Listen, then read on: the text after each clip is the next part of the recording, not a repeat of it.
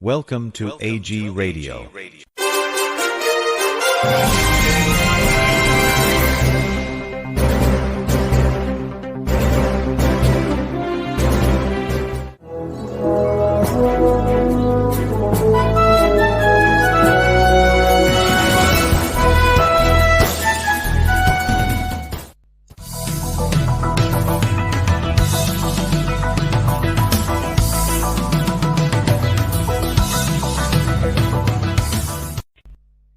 Welcome to AG Radio.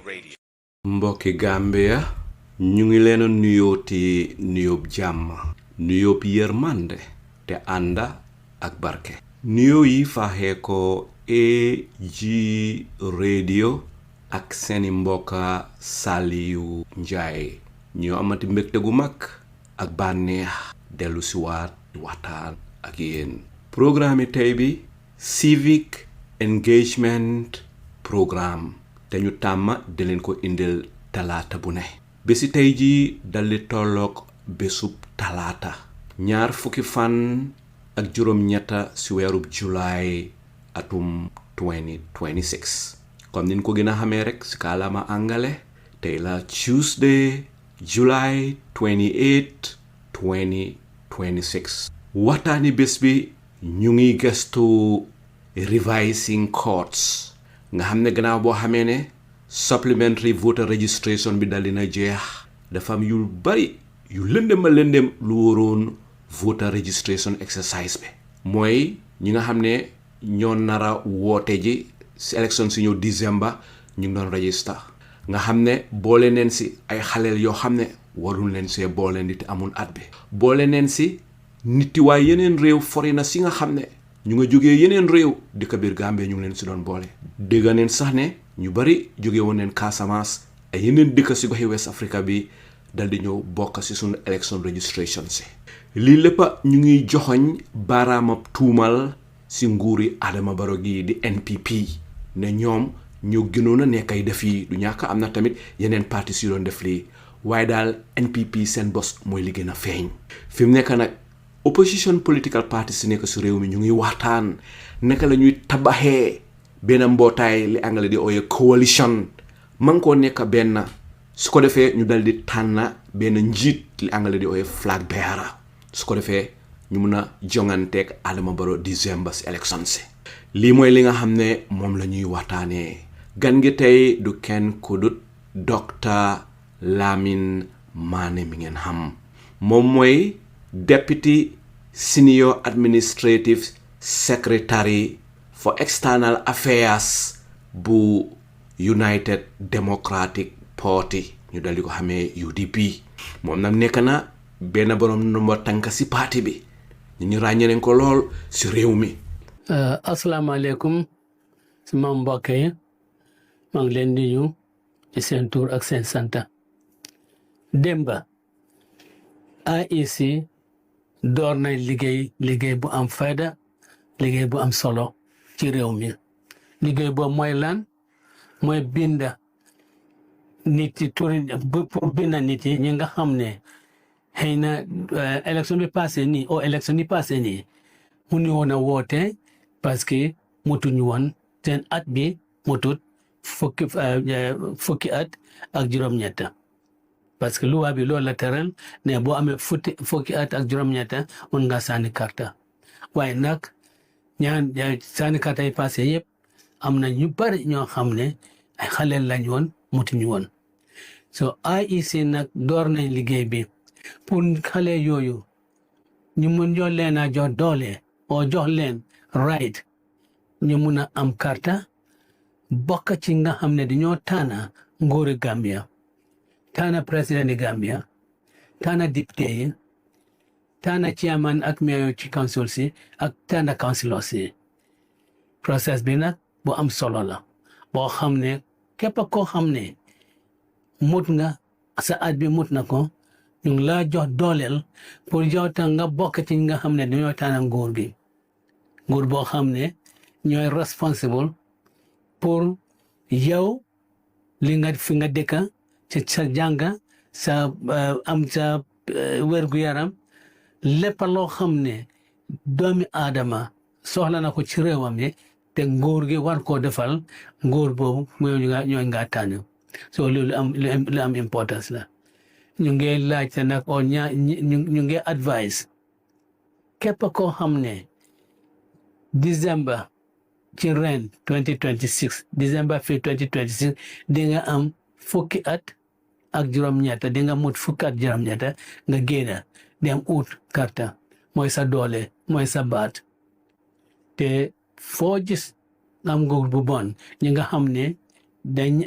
sànniñ karta ñoo dee sampa nguur bu bon. coalition talks parce que ñun dañ am suñ procédure boo xam ne dañ ko tëral ba pare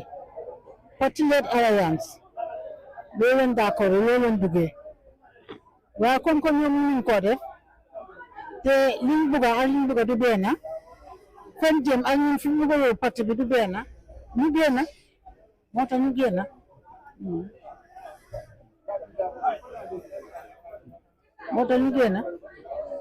ñu ko bëgg a doxale ak ñun ñu bëgg du benn moo tax UDP withdraw from the coalition talks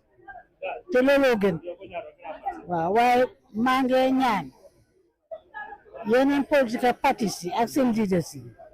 ñu join United Democratic Party ñu forge ahead pour December 5th election ñu fekkee ne Adama Barrow gis nañ Adama Barrow ñu yàqee réew mi waruñu woon ak si ba fii parce que 2016 coalition bi dañu added woon 3 years moom mu bañ toog 3 years toog 5 years toog 10 years léegi mu ngi third term UDP say no to third term for Adama Barrow genuine Gambian say no to third term for Adama Barrow dafa doy enough is enough réew mi yàqu na marché bi ku nekk gis na ko dund bi ku nekk gis na ko secteur yëpp a yàqu soo léegi dañ need a new government boo xam ne it will be UDP government by UDP led government li ma wax mooy winnable candidate man dama laaj parti leader si wax loolu dama leen di laaj ndax yàlla subhanahu wa taala daf leen mun a leetar ne Ousainou Darboe du winnable candidate ndax yàlla daf leen yónnee WhatsApp message ne Ousainou Darboe du winnable candidate ndax yàlla daf leen téléphone pour wax leen ne Ousainou Darboe du winnable candidate. In fact suñ demee to the early days of United Democratic Party in 1996 UDP ñoo win election bi li tax ma nangu ko mooy Canadian observer bi ñëwoon observe si bañ defee dugalante ba ne APRC win kooku nanguute sign results yi parce que UDP win en 1996 waaye bi moo ñibbi dafa photocopy results yi sànni ko si airport bi nit ñi for on the results yi waaw so bi la UDP win 2021 dañ win waaye dañ ko sàcce yaxa ko ñu yóbbu leen court ñu throw ko out of court ne technicalities UDP dañ dee win election te winnable candidate ñu ngi seet ñoom ñi nga xam ne ñoo mën a win election they are winnable candidates ñoom ñu ko wax nañ demee loon koo xam ne yaakaar nga sa bopp ne xëcc dara ne na winnable candidate yow demal bul partner bul ko alliance bul ko coalition nga demee loon as a party le nga demee loon contest nga seen doo daanu am na parti leader suy dem si biir nit ñi di yaaxa United Democratic Party pour bu mbokk United Democratic Party bu ñu dimbale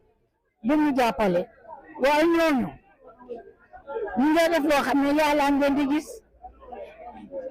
dama de wax toujours ne ngeen bàyyi xel si politique bi mbiri àddina rek mbiri àllaaxira am na si yoon yaaxa nit fii si àddina bi ngi politique nga dee dem àjjana mu ta possible waaye li ma wax mooy am na parti leader si dugg si biir nit ñi di yaaxa xëccu Darboe ni du winnable candidate buñ alliance ñu coalition ñu yëg nañ ko maa ngi parti leader si yooyu nañ stop ko immediately te bàyyi xel élection bi maa ko doon wax àllaaxira am na si yoon yaaxa fi nit dem yaaxu nga ne àllaaxira doo ko layoo déedéet ku la baalu danga ko layoo àllaaxira te dem safara mun na si am Gambia lañ bokka ñoo bokka Gambia xëcci Darboe Gambian la hecci da bo lim def ci rew ben political leader def ko ken def ko di ñoo dégg ne mama dafa waaja cross capet a dem si baro am ngeen waxtaan ak yooyu te fan yene tamit dégg nañ nga wax ne soo join political party dafa nekk political party bu nga xamante ne bu mag la waaye du nekk yu ndaw ñëpp seen xel yi dem ne mama dafa bëgg a join baro well man passé naa fu may cross capete GDC passé na pour cross capet ñun weesu nañ foofu kii wax loolu moom moo xamul lu may wax rek waaye GDC passé nañ fu ñooy wax ne GDC dañ cross capet o Mama Kandeh dafa cross capet ndax GDC ak waa GDC liggéey nañ liggéey boo xam ne ni ci réew mi pour tey ñu cross capet naan dem nañ bokk ci beneen parti surtout bu NPP loolu fooguma ne loolu daf day am te mënut a am tamit loolu wax la rek da fooguma ne benn yoon boobu am na boo xam ne ni dañ ko war a xaale fu GDC di jaar bay cross capet loolu amut. War, the question is number 5th of December, but the victory war is certain. I don't know about a park. We're going to take them to State House this year. Minketanum kom ubantale sai. Sunyar tekela two sekela. We're going to win and win big. And we're going to win our coalition and take them to State House. So 5th of December, the election will be over. And January 2027, UDP goes to State House and we run this country. And ngakole ya banyembanko kang, ngakuru ya banyembanko kang. Ya kweda our minfo. Don't steal, don't lie, job wreck. Yeah. So that's what we're going to do. Pa ba léegi am nañu fa nekk comme liñ wax la rek dëgg la di nga wax ne UDP comme li nga foog nga dooree parti la parti bu fi yàgga recognize ko GDC parti la parti bu fi yàgga recognize ko waaye ndeysaan pa ñun ba léegi suñ gom-gom ak liggéey bi ñoo def parti bu nekk démba fi nga toolu ak tey fi nga toolu Gambian si xam nañ ko waaw moo tax ba léegi coalition bi am na yaakaar ne ak yakin ne lii des si Gambian si out of 1,100,000 voters am na li fa coalition bi di mun a génnee incha allah coalition bi dina teg pexe ak stratégies yoo xam ne mun naa am ndam so moo tax ñu léegi ba léegi gëm nañ ne ñu fa nekka ak ñi nga xam ne li ñoo tegal Gambian si yakin bi ne Gambian si coalition bi mun naa génn in this coming election. Assane pour ñu confirm ak yow rek ñi nga xam ne ñoom ñooy GDC ñoom dafa mel ni yónnee nañ la li nga xam ne loolu moom mooy leetar di wane ne ñoom daal fi mu nekk nii bàyyi nañ li nga xam ne loolu moom mooy waxtaan pour opposition coalition bi ñëw together pour jonganteeg président Adama Barrow ndax leetar bi officially jot nga ko. well send nañu letter waaw ñu ngi war a waxtaane ak letter bi waaw GDC won nañu ne daal ñoom daal dañoo génn ci wax bi waaye comme li ma la wax la rek pa ndax li ngeen expectoon la ñun ba léegi UDP of course am na ñi nga xam ne expectoon nañ ko waaye GDC ñu ndax li ngeen expect la fa mel ni bu GDC bi daf leen laala waaw sant wuñ ko wax dëgg ne ay nit lañ pa gars yi lañ nekkoon ci waxtaan bi comme liñ wax la ñun nag mooy li ma dee wax rek suñu yakin ak suñu yaakaar ci coalition bi nga xam ne ñu ngi koo sampa ak coalition bi nga xam ne moom la Gambian si bugga Gambian voters si pa ba léegi li mal bugga nit ñi bàyyi xel rek man dinaa dee d'accord ñaaka d'accord ak président Adama Barrow si lu bëri waaye d'accord naa moom si benn wakkaadu mooy ne mun ngaa moom sa parti mun ngaa moom sa movement waaye nit ñi voters yi 1 million point something voters kenn mënul leen a moom in the sense ne rek sax mun nañoo wax ne fi mu nekk nii over 800,000 parti yi dem nii nañ compter lan la fi gaay amoon te yow xam nga élection mooy élection su dooree balaa moo demaat si beneen élection liy wàññeeku si yow koo xam ne 200,000 la amoon plus ak koo xam ne 100,000 la am loolu is like 300,000 waaw 300,000 génne ko si 1 million pa da nga am 700,000 to battle with. So you still believe the opposition bi am nañ a big chunk pour jël from 100% ne ñun ñu ngay ñëw teg si loo xam ne suñ ci àndee ñun yëpp comme li ma wax nii bañ pare bañ jeexal But we are putting up a project, and this project would save Gambia. The Gambians yi xam nañ ne nit ñi ak seen xel, ak seen yaakaar, ak seen gom dara. Ñun gomuñ politicien boo xam ne tey mu mel ni ëllëg mu mel na le déedéet. Seen gaay loolu la gaay gis. So ñun gaay gom nañ ne ñi nga xam ne dinañ si téye. Taw ba léegi gom nañ ne pa ñooñu xam nit ñi xam ne ñu déggu. Politicien yu déggu laa wax de ñi nga xam ne tamit naka la ñu ne mar taxu laa naan petit am na nit ki. loo am ci politique pa moo tax ñun ñu toog fii tey. fi mu nekk su kanamee tuuti docteur Manneh dina ñëw waaye bala muy ñëw rek ñu dal di tàmbalee ak Bura Diba. Bura ndegem docteur Manneh mooy suñu gan su kanamee tuuti dina egsi fi mu nekk ñu ma dal di tàmbalee waxtaan ji rek si yow waaye bala may tàmbalee waxtaan ji si yow rek ñu dal di ko defee nan tàmmee di ko defee. njëkkalay jox sa wàccuwaay ba mat sek di la yaatal di la dalal mais la rek Bura nga dal di nuyuwante askan bi avant ñu tàmbali laajte yi balaa docteur Manneh di ñëw. waaw Alay Salou jërëjëf Alay Salou di la gërëm di la sant bu baax a baax yow tamit Alay Salou so loolu la rek as usual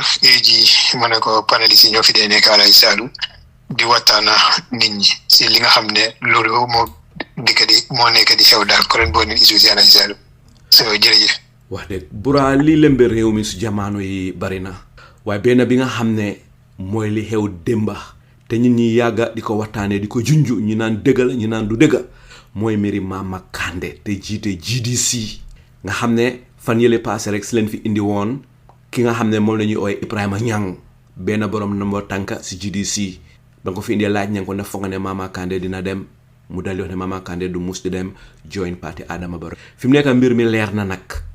déggaagul Mama Kandeh joxe press release déggaagun NPP joxe press release waaye li lëmbe réew mi yëpp ruumoo si wur si biir Gambie yëpp mooy ne Mama Kandeh dem na ba pare fi mu nekk li des rek mooy ëllëg si aral ba ji su la ñuy dem State House dal di signé digga naa sax ñu ngi pare gele yeeg pare xumbeel geeg nga xam ne bu demee State House buñ signé ba pare ñu dal di fa reer dal di fa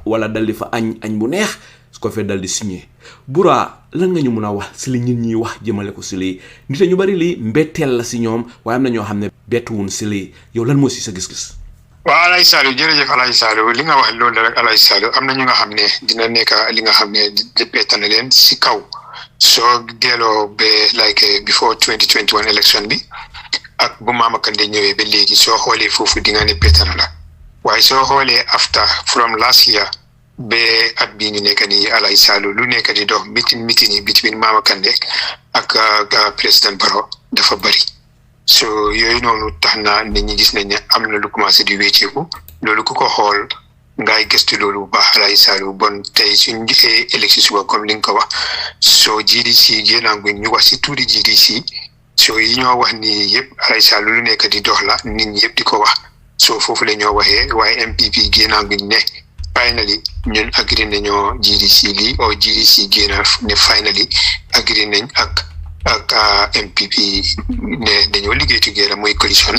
waaye based on information yi génna ak even GDC seen forum yi li nga xam ne moo fa nekk di génna ak ñi nga xam ne sax ñu ngi resign dañoo génna GDC si lii nii di xew bon based on evidence yooyu noonu dinañ mun a wax ne dëgg la am na luy dox Alaaji Salih. Bura am na benn vidéo boo xam ne ñu ngi koy partager social media vidéo bi na du vidéo bu ees ñun ñaa ngi koy partager waaye vidéo bi depuis last year la woon 2025 Mama Kandeh mu ngi wax ne moom du mus di join NPP ma bëgg a xam rek lan moo si sa xalaat teg si dolli tamit Bura ñaareel ñi dee dem join NPP yëpp wala ñi Adama Barrow doy xicca ñu ñëw join partem bi yëpp ñaareel dañ leen di jox ndampaay waaw ndampaay bi nag tàmmu di nekk ndampaay bu tuuti ay millions leen dee dégga mu mel ni Adama Barrow dafay jënda farlu nit ñi mooy li anglais di ooyee loyalty nit ñi dafay bàyyi sa allegiance dafa jënda sa allegiance jox la xaalis pour nga ñëw si partem bi li nekk na loo xam ne lu doy waar la mu mel ni ñi day ñëw si partem bi ëpp doole gi dundee ñëw seen coobare boppa waaye xaalis buñ leen jëndee moo tax ñuy dem loolu li nga koy méngale rek Bura mooy nit ku jaay sa ngor am na ñoo xam ne seen ngor $1 million la jar am na ñoo xam ne seen ngor 5 million am na ñoo xam ne seen ngor $10 million xaw ma nag kan na si ngoram gën a kowee ak kan na si ngoram gën a suufee waaye su dee ngor lu ñuy jaay la bon soo ko jëndee $1 billion sax ku ko amul ngor nit ku ko xaalis la bugga te koo xam ne jaay nga sa ngor musuloo am ngor ma bugg a xam rek lan mooy sa jàngat ak sa tontu si lii. waaw Alaaji Salou loolu moom nekk na li nga xam ne Alaaji Salou Gambian si léegi ñeena ñu bari xam nañ ne loolu am na ñi nga xam ne dañ samp seen parti ne ñoom opposition lañ waaye Alaaji Saliou gëmuñ li ñoo def parce que mun nañoo jàng si Momodou Sabally gis nañ ne accusation nañ ko fi ne $10 million lañ ko jox to accountant bi gis nañ ne comme Moussa Dramé dugaloon na fa dara allégation si yooyu yëpp ñëwoon na mu ko weddi bala moo bàyyi UDP dem te final di dem na te nit ñi li ñu waxoon moo am ñu ne dañ ko dig place lii la ko gars yi convincé ak $10 million so bu wax bi génnee weddi woon na waaye final yi ñëw na nekk digga Dr Cissé tamit amoon nañ information mi ngi dem di former vice président Kiram Lamin di fa dem di waxtaan moom pour naka la moo ñëwee mooy si tamit 2021 élection bi gis nañ ne bu mu génnee attaque na opposition si nekkaale ñu déggoo si suñu déglukat yi kan mooy woon di former vice président yaa ngi miin Aliou Badara Aliou Badara Aliou Aliou Badara waaw news yàlla yal na ko yàlla xaar jana ñu ne mu ngi fa noonu dem ak yooyu foofu la meeting yu bëri xewee te mu exécutif bi ñeneen ñu bëri kontaan nañ si woon suñ ko laajee wax bi dudee taxaw mu dina wax nii after muy daw gis nañ exécutif member sami ji nga xam ne demoon nañ ñu mbikkeerin sax def fa interview wane Dr Cissé li mu nekk di def so waaye mu ngi di wéedu waaye finally Alaaji Saliou mu ñëw nekk diga mu dem join MPP gannaaw bu mu waxee li moo wax yëpp so yëfi Mama Kandeh tamit Alaaji Saliou mi ngi nii wax bi génn na so meeting itam Mama Kandeh wéedu ko moom ñëwoon na si boppam wax na ne dëgg la moom dem na waxa président Barrow waaye nit ñi bu ñu yàkkamti waxoon na loolu ne coalition dina am nit ñi bu ñu yàkkamti waxoon na loolu after mu delluwaat gannaaw di attaquaat di criticiser Adama Barrow so léegi mi ngi nii mu ñëwaat so léegi li nga xam ne moo nekk di génn ñu ne boobu tamit agreement loolu la gaay nekk di dox te ñi ngi wax ne $10 million loolu la Mama Kandeh demande ne kii Adama Barrow loolu la ko war a jox so ñu ngi wax ne nit ñaa ngi wax ne tamit def ko dig vice président o mu nekk speaker nit ñaa ngi génnee yooyu yëpp ñu ne argument bi foofu la nekkee waaye ñaaka óolu wante tamit mu ngi fa parce que dafa am kenn ku nga xam ne kooku dafa almost demoon moom nekkoon na GDC National Assembly member ñu ko ooyee Alaaji Sow so nekkoon na GDC National Assembly member from 2017 ba 2021 after bu mu taxawee dafa daan waaye 2 years boo di 2019 2020 allégation ñëwoon na ne dem na ànda Adama Barrow moom si boppam defoon na audio bu nga xam ne demoon na viral ci audio bi soo dégloo waxam dafa mel ni moom dem na ba pare so léegi after delluwaat na gannaaw boobu tamit nit ñi génnoon nañ ñu ne dañ ko jox $3 million so $3 million bi léegi bu mu ko jëlee ba pare ñu ne léegi yaayam ñëw mi ne Alaaji Sow du dem mi ne because su fekkee dafa dem bon na resign totally National Assembly member bu nga xam ne moom la nekkee si tuuri GDC so mu pare pour dem by election waaye bugga pour GDC daaxa ko comme ñeneen ñi liñ def mu toog foofu noonu continuer si independent te GDC moo ko fa yóbbu mi ne moom goram mayu ko loolu parce que Mama Kandeh li nga ko defal dafa rëy te dafa bëri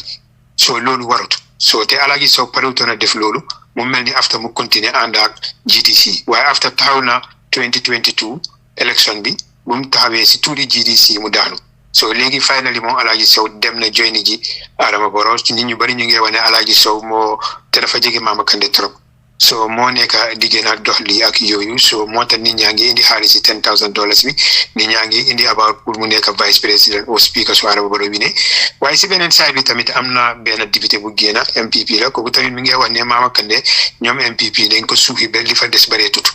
so pour li nit ñi di wax loolu yëpp Mama Kandeh ñëwam MPP du si ak dara so waaye am na ñeneen ñu bari tamit ñu ne at least Mama Kandeh amoon 117,000 loolu dina ko yóbbu waaye loolu gis nañ ne loolu du mën a nekk di case right now because right now li ñoo dégg si audio yi génn ñi nga xam ne ñu ne ñoom dañoo resign ñeneen ñi sax ñu ngi wane ñoom dañoo dem si yeneen parti yi am na ñu nga xam ne sax ñu ngi wane UDP ñu ne because parti yu nga xam ne da ngaa ñëw di njëriñoo nit ñi ci dem dafa mel ni ñi de day ñëw create noise indi een te seen tànk dëgërut taxawuñ pour génnee dëkk bi si li nga xam ne loolu la nekk bi ko ñun yëpp di foom la nekk di wax ñu ne loolu concret gut so lii mooy lan so si beneen side bi gis nañ ay ñi nga xam ne ay compil leen GDC ñu ngi announce ne gële di ari ñu bugg a dem pour Wednesday ëllëg pour gars yi dem State House pour dem sign ji agreement bi between GDC ak MPP Alaaji Saliou jërëjëf Bura si yaatal boobu wax nga lu am solo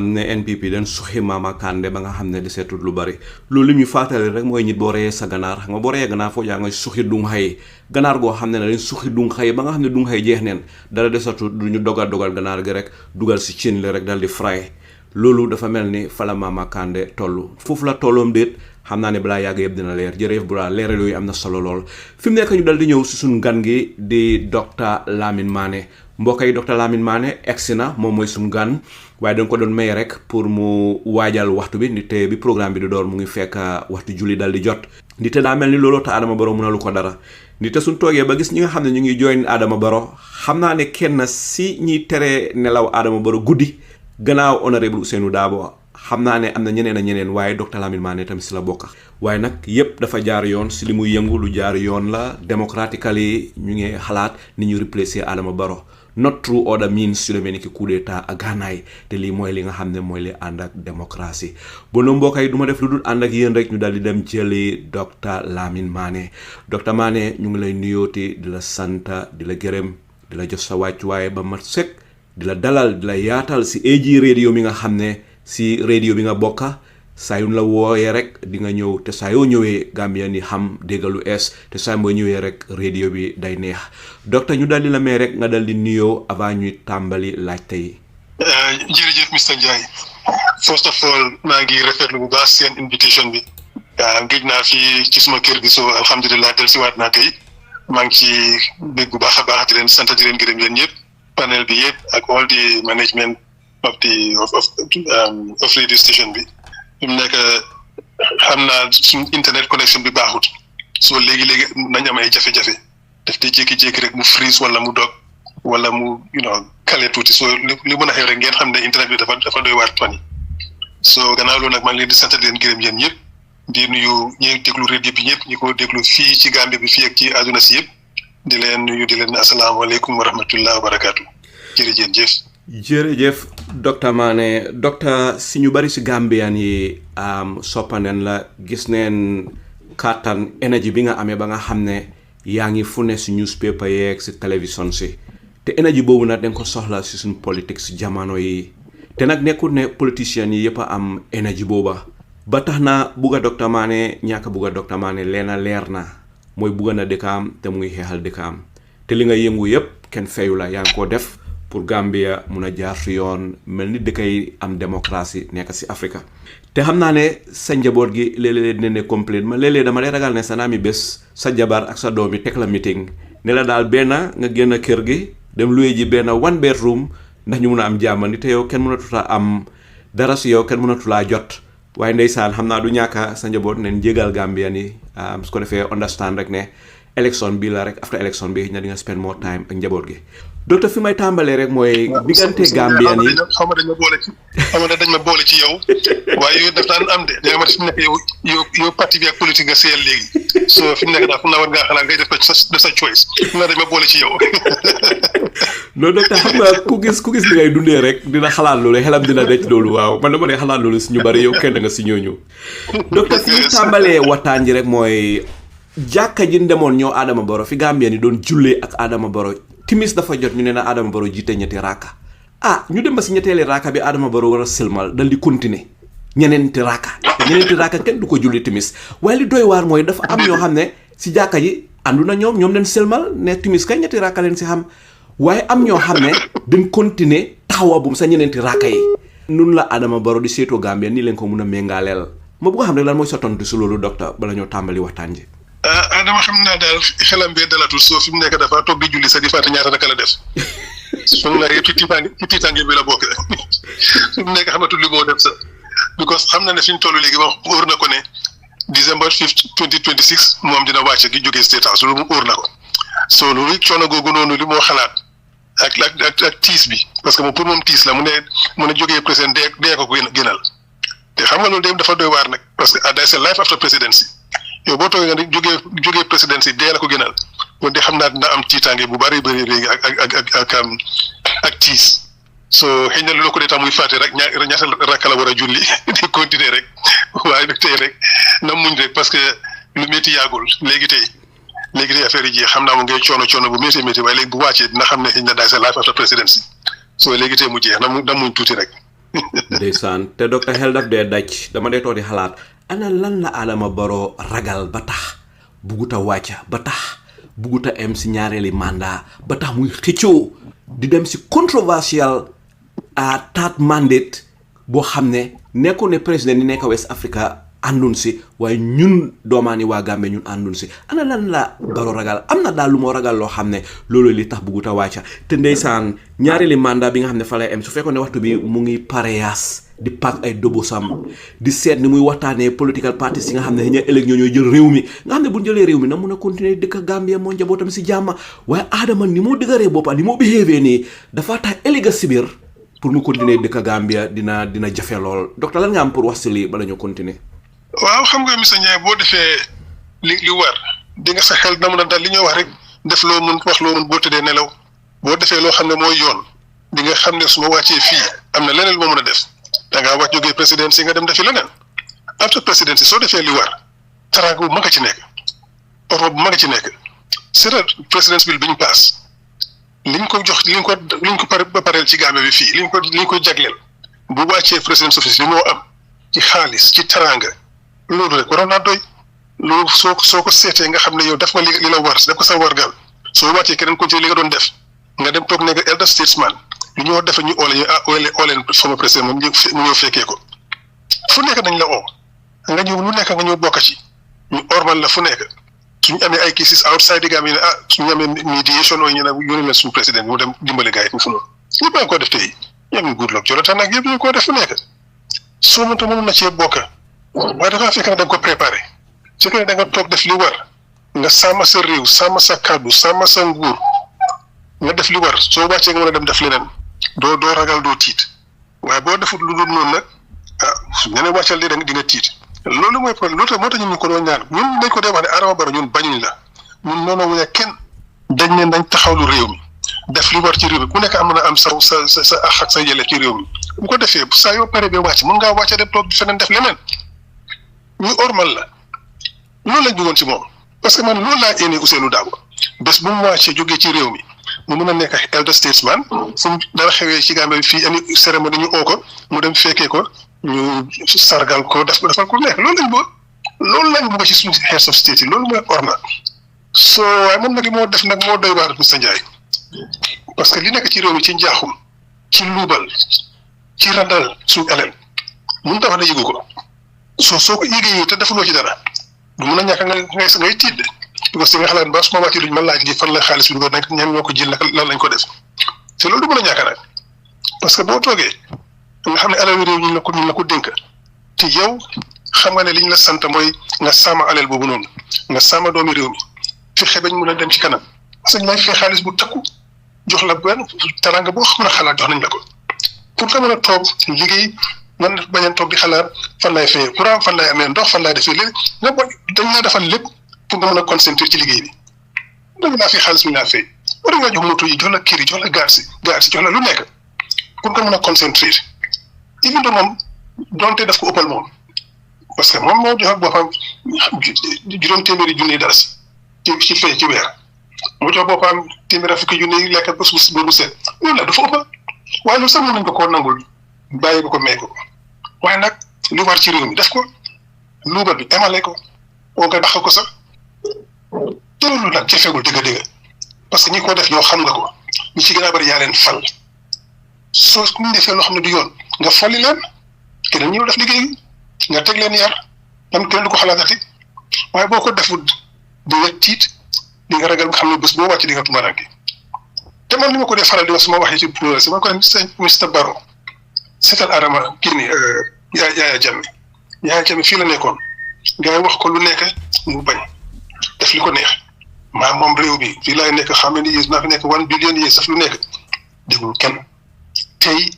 mu ngi toog bitim réew pour mu ranke foofu noonu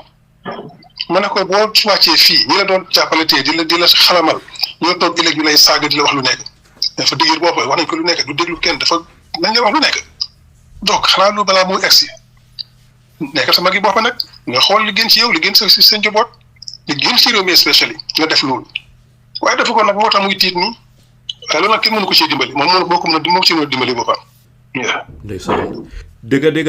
doy na waar lool ndikte ku seetlu président Adama Barrow bala moo ñëw nekk président ni meloon si melokaanam si xar kanamam ak ni mel léegi di nga xam ne ñun Gambien di deseluñ ko dara ñun ñoo koy jox lu muy lekk jox ko lu muy naan ñun ñoo koy jox lu muy sol jox jabaram ya njabootam gi yëpp fu dëkk free of charge sa dëgg ku la defal taranga googu yëpp war ngaa bañ a jamfaa ñuña bu leen jamfaayee du la jikk te président boo xam ne day wax waxeet ba pare ku seetlu nguuri Adama Barrow gi dafa mel ni fi mu nekk ñaari façon yi Gambian moom la ñoo gis as far as ñetteeli mandaayam bi is concerned loolu la mooy lan mooy ñi nga xam ne bu Adama Barrow demee rek seeni taranga jeex du nekkaati si nguur gi ñu ne xaaral ñu dal di ko support xam ne ku korop la xam ne mënut a jiite réew waaye fa la suñu taranga nekk ñu support ko waaye am na yeneen Gambian yoo xam ne ñoom jiitalul Adama de ñoom Gambie la gaay jiital ñu ngi si système bi waaye xam ne waa ji kenn du ko dénka ministre kenn du ko dénka watuma la di ko dénka réew nit te mënut a yóbbu réew ñooñu nag ñu ngi si système bi bés bu Adama Barrow demee rek ñooñu dinañ gën a feeñ waaye fi mu nekk nii docteur ñu dugal si nag si laaj tege docteur sa dëgga ni Gambia di demee doy na waar fi ñu tàmbalee mooy press conference bi nga xam ne UDP def nañ ko ay waxtu yu néew si gannaaw bés ni ki tey talaata di 28 of July honorable Ousainou Darboe def na press conference di wane position yi UDP taxawaayu UDP jëmale ko si coalition negotiations yi nga xam ne moo doon dem weer yi yëpp wane ne ñoom bokkaatun si benn coalition talks ndite Gambien yi ñu ngi wax ne ñi nga xam ne ñoom ñoo góom candidate led model ñooñu den bugg a disenfranchise ñooñu den bugg a get rid of UDP get rid of honorable Ousainou Darboe moo tax ñuy wax candidate led model am ñu ne ñoom liñ góom mooy party led model ñoom loolu la gaay góom party led model su ma bugg a xam rek lan mooy sa gis-gis si lii wax nañ from the beginning ne liñ bugg a mooy party led candidate led moo ñu dugal ci liñ nekk nii guuta gi ñu nekk tey parti led moo ñu candidate led moo ñu ci dugal dañ ne Adama Barrow dafa war a resign jógee parti am UDP nekk independent candidate mu nekk independent candidate bi mu ko neexee ne lii daal du defa neer dootuma ko bàyyi ci la gën a sori UDP ut leneen moo def am fans club am movement am samp parti am bi mu sampee parti am nag mu génn def li ko neex fi mu nekk bokkatu ci coalition ñi ko faloon xalaat ci kenn ñi nga xam ne ñoo doon xalamal Yaya Jammeh ñoo bokk ci moom di ko xalamal di ko defal li ñu doon defal Yaya Jammeh mu continuer son ne man maay waaja te loolu li ko yombal mooy candidate led dafa génn ci parti am génn fu nekk dem taxaw moom kenn fële def li ko neex soo nekk ci biir parti already parti bi dañ am contrôle ci yow xam ne yow dañ waxtaanoo lu bëri soo fi mu nekk yow jéem a la jàpp ci lañ waxoon jéem a la sigil sa parti jéem a la sigil ñi bu ñu la bàyyi nga def li la neex dañ la contrôle benn coalition bi ñu ngi naa mën a am contrôle ci yow parce que dañoo bokk sa parti bi ñu contrôle la waaye su fekkee ne yow amuloo contrôle sa parti sax pour nga daw ci génn ci coalition bi dafaa gën a yomba di nga génn dem taxaw la neex nga def loolu moo tax ñun ñu ne nañ def parti leer nga xam ne parti bi already dina am contrôle over yow parce que nañ toog ak yow waxtaan waxtu bi nekk di waxtaan di diisoog yow di la sotti xel di la fàttali ne am na ñun dig réew mi te góor ca kaddu ga te ñun suñu kaddu la ñooy wéyee so bu ñu rusloo bu ñu taxas rus ci biir réew mi dañ la ko wax all the time coalition bi bokk ci ñu di la pousser la yóbbu fi ñu war a dem parce que li ñu wax fàtte itam ne parce que liñ dee wax ñun parti mooy joxe candidate waaye programme bi coalition lay nekk so for exemple su UDP joxee ñu jëlee UDP mu jox as Ousainou Darboe as candidate programme government bi dafa nekk programme coalition la ñoo toog liggéey programme bi together ñun ñoo ko bokk liggéey bañ xam ne waa programme bii moom baax na mun nañ ko jox jaay waa Gambie ñu gis liñ nar ci réew mi dem saani karta suñ gañee pare ñu jël nag di ko implement di ko doxal ci réew mi te boobu ñu bokkoon ci coalition bi yëpp ay bokk ci nguur googu noonu waaye ci loolu lañ utee nag ak ñu bëri ci parti leer because ñun candidate leer because ñun ci parti leer dañoo ne nañ samp programme boo xam ne dafa dëgër na mun a dimbali réew pour ñu suuxali ko ñu déggoo ci loolu campagne ko jaay ko doomi réew mi suñu ko gisee ne lu baax la ñu sànni ñu karta ñu am ñoo xam ne dañoo bokk ci coalition bi ñu samp nguur doxal réew mi parce que dinañ xam ne ñii leen ittee du xaalis bi ak place yu ñoo am leen ittee mooy réew mi na jógee ci lim nekk nañ ko suuxali su ko defee nag ak toog ñu dem soo waaye candidate leen ñoom dañoo toog ne waaw man su ma bokk ak yow lii nga maa jox ñun def nañ APEX def nañ ADD led coalition bi def nañ yëpp te ñaar yëpp liñ dee gën a faral di gis mooy ne nit ñaa ngi xalaat waa man lan laay am balaa programme du ma dee bëgg a waxtaan affaire yi liñ discuss ci meeting si because dafa war a des foofu noonu waaye dafa am ñu génne di wax yoo xam ne doo ci mën a noppi parce que boo ci noppee da ngaa nangu di li ngay wax mooy dëgg so foog ñu faram-fàccee yéen so yooyu ci nekk so ñoom dañoo toog du bëgg a waxtaan njëkka lan laay am lan nga maa jox man yow kan mooy jël lii kan mooy jël lële ñeneen loolu yëpp baax na koo xam ne candidat le parti lépp nga soo gañee doo mun a toog yow keneen ak sa parti ngeen doxal réew mi parce que dañoo am programme coalition ñu ko sampandoor su ko defee ñun ñëpp ñu koy taxaw nag di ko liggéey yeneen ci gannaaw xanaa mun nañoo óoluwante wax ne kii dina amee lii léegi dina amee léeg-léeg waaye dafa fekk ñu def programme bu baax ñu jaay ko réew mi su ko defee nag suñu nekk di jaay programme nañ door xalaat yunu loo te doo mën a am goofeen boo xam ne dafa war a uppatan dafa ri trop réew mi dafa métti liñ fay fekk suñ toogee décembre au January 2027 liñ fay fekk ci xaalis bu ñàkk ci réew mi Moussa Ndiaye réew mi dafa normé fi ñu toll nii ku ko xamul nag war nga laajte ba xam te loolu liggéey bu rëy lay laajte buñ toogee ñi fee ñëw ñaari at yu njëkk yi di ngeen liggéey ba bëgg a dee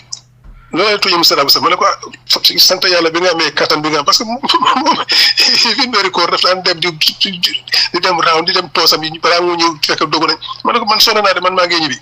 ma ne ko sant yàlla bi nga amee kattan boobu parce que bi first 2 years li ñoo liggéey ci réew mi ku mënta liggéey 10-12 hours a day at least bul bokk ci nguur gi parce que dafa métti docteur kontaan naa ne docteur wax nga ñeena ñi si political parties yi ñoom seeni éene comme ñoom leen bugga rek mooy place bu ñoo am te loolu Gambien ñu bari suspect neen loolu na ñu bari ñu ngi yëngu si coalition negotiation si ñu bari ñu ngi yëngu si ay political parties yoo xam ne ñoom xam ne duñ gagné waaye li ñuy laajte rek mooy lan la ñuy am ban place la ñuy am dëkk duñ ko yóbboo noonu fi mu nekk docteur leena laa bugga rek nga leeralal ñu loola mooy dëgg la bugga UDP bañ UDP mooy di biggest the largest party in Gambia am na ñoo xam ne duñ ko dee bugg a dégg soo xee ñu neen la waaw waaye xam nga soo counté li taalib dem am na ñuy yóbbu ba pare xam nga soo counté am na ñoo xam ne décidun soo si may no see lii yëpp UDP li ñuy dese lu tuuti la ba pare boo boolee parti yi nekk si réew mi yëpp together against UDP parti yi yëpp ñu ëpp UDP lu nekk la ñu ñuy wax dem na ñëw na yëpp li leer mooy UDP is the biggest party ok fi mu nekk during the negotiations ñun ak ñu bari recognize nen ne ñu bari seen parti yi amul di number si UDP am so dañoo ragal su dee den decide ne parti led model la ñoo jël ba ñoom seen parti si du amati maanaam den ragal daal di domination of UDP over them ba tax ñu ragal UDP because UDP they have the largest numbers lan mooy sa tontu su lii ndax foog nga ne parti yooyu war nañoo ragal am benn te su fekkee ne join neen UDP yëpp dal di jaar yoon ñu waxtaan ngoo xam ne jaar na yoon it is democratic ba pare UDP mu ngi pay attention ne ñi oldo parti yu ndaw la waaye dañu join su ko fee ñu play fair with them lan nga wax ñooñu ba tax nga wàññi seeni ragal wala nga dindi li nga xam ne mooy leen tiital. li ma leen a wax rek mooy ne benn Ousseynou Dabo ñëpp xam nañu borom kaddu la ñëpp xam nañ ne li mu fi nekk ci fanweeri at di jiite UDP kenn su ko tuumal ne dafa ma loo xam ne amut wala dafa ma dig dara defu ko wala dafa def loo xam ne daf ma rusloo kenn du ko wax mais kon nag lawyer for years before te sama doon na moom ci boppam mu ne ren 53 years as a lawyer 53 years kenn musu ko tuumal dara kenn musu ko tuumal dafa yaaxa suma xaalis sax man ndax dafa luubal dara kenn musu ko kaadu googu dafa war a jaar dara su la jaratul dara bu ñëw bokk UDP daf ñu koy fàttali every waxtu bu nekk te dañ xam ne ku nekk fii li ngay liggéeyal mooy doomi réew mi fu ko da nga xalaat ñëw liggéeyal sa poste wala sam sa alal am pour alal jéegal nañ la mun ngaa dem feneen solo yëpp xam nañ ko ñi nga xam ne dañoo bokk ak ñoom def coalition bi foog naa mun nañoo óolu ne suñu leen ne dinañ séedoo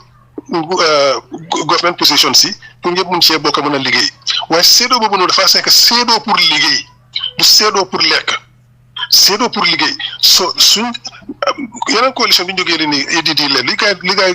xayma dina ëpp fanweeri ministre dafa bëri trop nguur gi amatul xaalis réew mi amatul xaalis ci kofa si state bi naka ngaa fay ñooñu ñëpp parce que ministre bu nekk soo ko jëlee li nga cee fay office motos protocole essence bi kenn xamul dafa ëpp ñu ne government bi ñoo am na nekk about 22 maximum loolu la ñoo jéem a ut ñun so ñooñu nag su ko defee da ko mën a tasaare ci ñi nekk ci yow su fekkee ne 4 5 6 8 parties la dina nga xam ne ku nekk daam bi at least benn ministre ku nekk waaye nag ku jox ministre tam dañ la koo jox xëy na su fekkee ne yow parti leader bi yow amuloo man mi pour nekk ministre di nga identifier kenn koo xam ne ci sa gaay la ñu ñëw nekk ministre su fekkee ne yow mën nga koo def ñu jox la ministre bi waaye ku nekk nag laa jox ministre te nga mën koo liggéey loolu dafa war a óor nag parce que bu ñu joxee tam ministre just like political reward la non waaye yow su fekkee ne yow xam nga ne yow moo mën a jël lii waaye am na koo xam ne mën na koo def yow nga jox kooku mu def leen ci sa gaay yi ñaakut ci sa exécutif ana kenn am na ko mën a jox parce que yaa ko defal sa bopp am nga ci enough information ñu jox la ko nga liggéey ministre bi waaye nag kuy mën a jël kuy jël ministre da ngay liggéey te da ngay liggéey ku nekk dafa am performance contract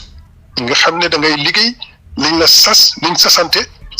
parce que bu nekk ministre bu nekk da ngay ñëw ñu defal la programme nga sign performance contract ak président bi ak coalition bi ne lii lañ ma sant baar bi dinaa ko béy nga sign loolu soo ko béyut ñu ne la yow teggil sa tànk indil keneen ci sa gaay yi du ñu daax nag yow sa coalition bi sa parti déedéet su fekkee ne ministre boo xam ne yow ci sa parti ngeen am ministre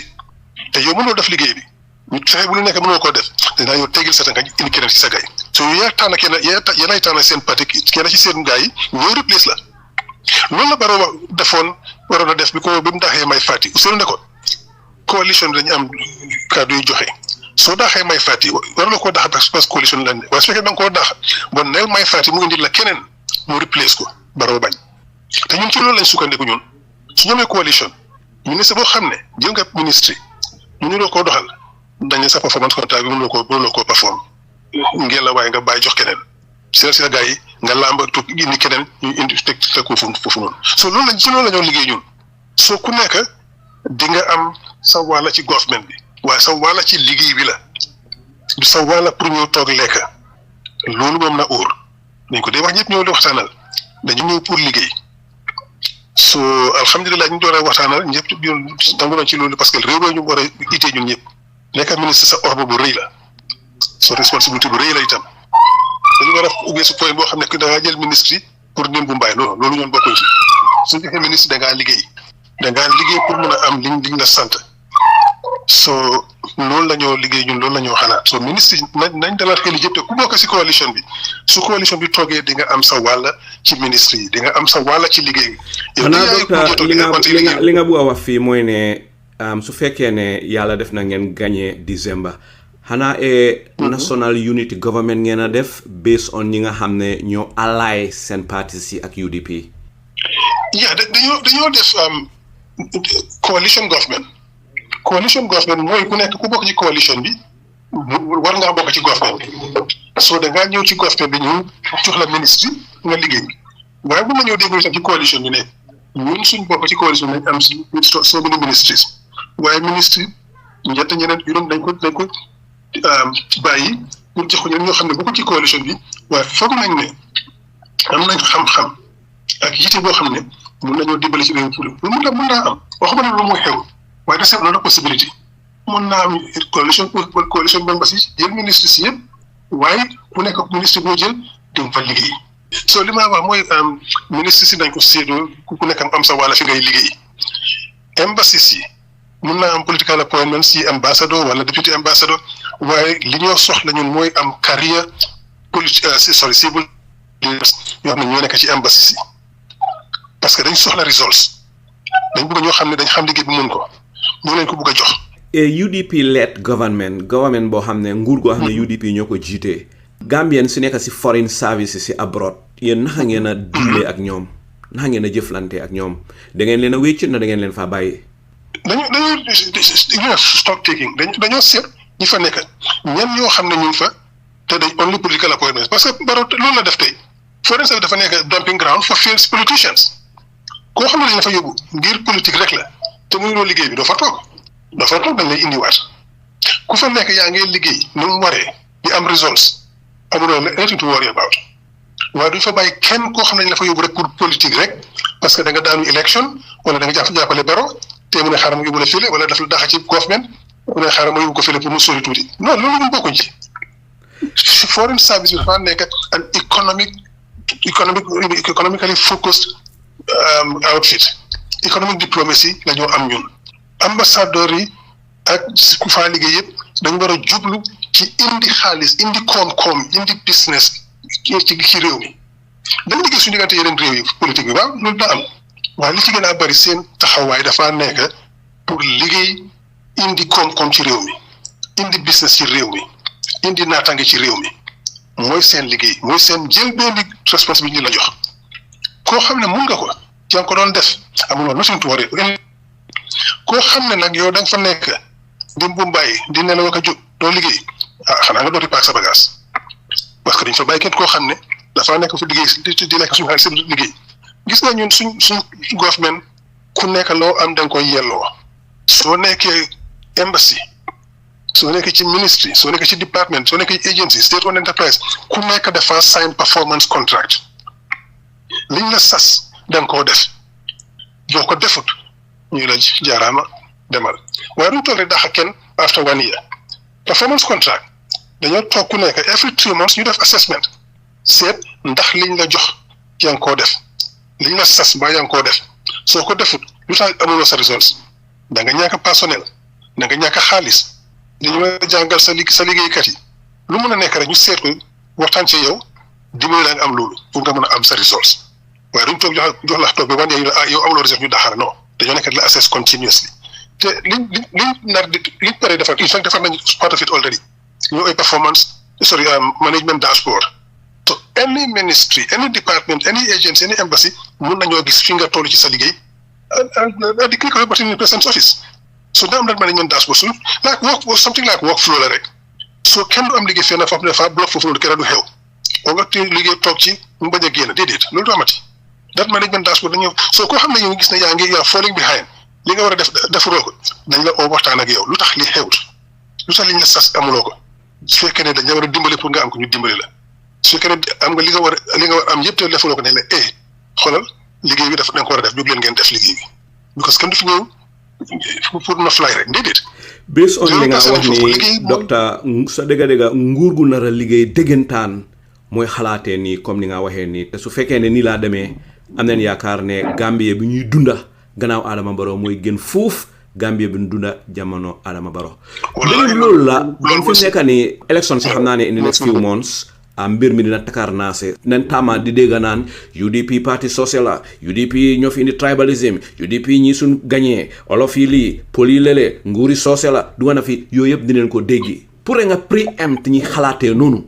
yow lan mooy sa tontu si ñi di te ñu bari gomun loolu waaye am na ñu bari ñu ko gom te Adama Barrow su jaaxle ba jaaxle fu mu jaaree play di tribal card ndax docteur di nga mën a use this medium preempt Adama Barrow tribal card si muy play ndikte suñ politics bu ñu fa indi fi tribalism suñ maam yi nga xam ne ñoom ñoo liberate Gambia from colonial Britain ñooñu ay soose leen ay olof leen ay aku leen ay joolaa leen ay ba si xeet yëpp leen jógee buggun tribal politics ma bëgg rek nga adresse loolu leen ma ne li ñoo wax rek di ñoo tuumal parce que ñun dañ weex donc rek lu leen neex rek ñu wax waaye ñun faalewuñ ci kenn parce que xam nañ ne li gars yi di wax Gambien si gomatuñ ko xam nañ ne ñun duñ tribal politique party ñëpp xam nañ ne Ousseynou Daab anti may laal na ci wolof yi ak séeréer yi anti sali laal na ci joolaa gi ak geneen xeet soo moom nag ak ñu ci biir këram muy tuumal yeneen xeet yi leen tooñ naka laa defa jabaram yi naka laa defa doomam yi naka laa defa borom yi du mun a am man miy wax ak yow may la rakki suma maam ki ñu suma yaay rakkaam wolof la taka suma maam yàlla yërëm yéexee ñu wolof la taka suma nijaay yi ak suma tante yi from that side wolof lañ ak soose kenn ci suma favorite oncle si wan ndeysaan moom tam yàlla na ko yàlla yërëm moom joolaa la taka so moom laal na ci joolaa yi laal doom suma cousin si laal na ci joolaa yi laal ci soose yi laal ci wolof yi magi suma yaay Paul la seyal suma cousin si muy from that side Paul lañ suma rakam joolaa la seyal et cetera so man laal naa fu nekk Mr Ndiaye naka laay toogee man di wax dara ci affaire poli yi naka laa gisee Alaaji Jallow ko moom fekk maa ngi wax dara ci affaire poli yi ñeme ñu moom te du loolu la ñu yaree parce que dañu yar ci respect xeet yëpp parce que xeet yëpp la ñu am suñu famille loolu suñu joolaay naka noonu wolof yi man Saalum la Kawur laa juróo Dandemaayo dañ mag di laaka soose ak wolof soo xam nga ku lañ ko bu ñu rek taanal da nga mut am ñaari wala lépp boo amee mën a am lépp doo tànn ku ñu tànnal rek doomu dafa nekk mënoo am lépp soo man du ma tànnal lépp laa mën a am dama am lépp ci réew mi am ci soose yi am ci joola yi am ci pël yi am ci wolof yi am ci saraxule am naa ci lu nekk. ndax docteur UDP led government ndax door ngeen di xalaat put in place mécanisme yoo xam ne dina combat dal di cope dal di prevent tribalism ñi ko indi si nguur gi tribalism nag outside kenn du ko mën a lifin di am na ñoo xam ne naturally ay tribalist leen waaye ndax di ngeen put mécanisme yoo xam ne dina mën a prevent tribalism. absolutely dooree ko ci sensitization like National Civil Education Council ñooñu dañu war a door a lot of sensitization National Human Rights Commission war nañu am benn parti boo xam ne dafa devote to sensitization ministre si bu nekk war nga am benn parti nga xam ne dañ ko devote ci sensitization radio programmes radio Gambia GRTS duñ toog fii di wéyal xalamal président bi all the time dañ def yeneen programmes yoo xam ne dina éduquer Gambians waxtaan ak ñoom diisoo ak ñoom mais sotti leen xel ci problème fànn yu bëri di leen won ne ñun ñoo bokk réew mi kenn du mën a des gannaaw ñu na gën a waxtaan yokk programme si demlante dikkalante. waaye du ñàkk a docteur ñuy déglu dina ne loolu rek doyut war nañoo use suñ luwaay jëfandikoo suñ luwaay. non loolu sensitisation component bi la waaye nan am beneen point boo xam ne mooy lu ñooy coercitive component bi nga xam ne dañ laa teg yar boo buggee yaaxa diggante xeet yi ci biir réew mi koo xam ne da nga war a ñëw ci tribal segregation wala tribal attacks nañ am loo xam ne dina la ko tere dinañ toog waxtaan moo tax ma ne sensitisation defee sensitisation ba pare ñu toog suñ diggante Gambien si ne ku war a def lii lan la ñu war a teg ñu diisoo ci ba déggoo ci dara adopt loos yi koo xam ne boo ngaa def loolu ñu teree la ko ci yoon moo lay yar su ko defee nit yi dañ xalaataat ñaari yoon waaye dinañ fexe itam ba ku nekk mën a am sa àq ak sa yelleef ci réew mi parce que am na minorities yoo xam ne tey xëy na gisuñ ci yéen seen bopp ci nguur gi de ci nguur gi rek ba yenn nguur yi passé sax moo taxoon soo gisee bi foo dañ daan am nominated members of parliament pour minorities yooyu mën a am ñoom gis seen moom ñu mën a gis seen bopp ak parliament ñoom itam waaye tey dafa tuñ ko nominated members ko dañoo seen bokk yi rek seen xarit yi political friends waaye soo loolu ñun duñ maintain loolu waaye dinañ am lu ñoo ooyee ci yeneen réew affirmative action nga xam ne ñeneen ñoo xam ne xëy na bëri wuñ xëy na amuñ political weight xëy na amuñ nga dimbale indi leen ma jël exemple tey aku yi ci réew mi c'est very small te duñ leen dee gis ci politique lu bëri find a way to bring them in jox leen place yoo xam ne ñoom tamit dañ ko mën a ndamoo ëllëg ok for a long time before Jammeh because Jammeh in spite of him def yëpp he did manage to bring for example it's one sided ok waaye Joolay for a long time gisuñ seen bopp ci nguur yi he managed to change that waaye waxta am ci benn xeet nag dafa war a nekk pour ñëpp soo nga seet xeet yoo xam ne dañ tuuti par exemple man njaago yi bari wuñ ci nguur yi tey tàngoor ñu ngi professeur is one of the few ministers yi nga xam ne dama ko dee tàgga one of the few ministers ma ko dee tàgga parce que li mooy def liggéey bu baax so get those ethnic minorities am ñoom tam mën a gis seen bopp ci nguur gi muy ministry muy SOEs muy boards muy fi nekk fu mu mën a nekk rek or in parliament sponsor leen safe seat fii nga wut leen dugal leen ci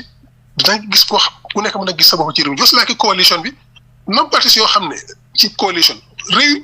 waaye di nga fexe moom tam ñu mun a gis seen bopp ci coalition the same thing ci réew ethnic groups it same thing la nga xam ne ñii bëriwuñ waaye ci réew mi lañ bokk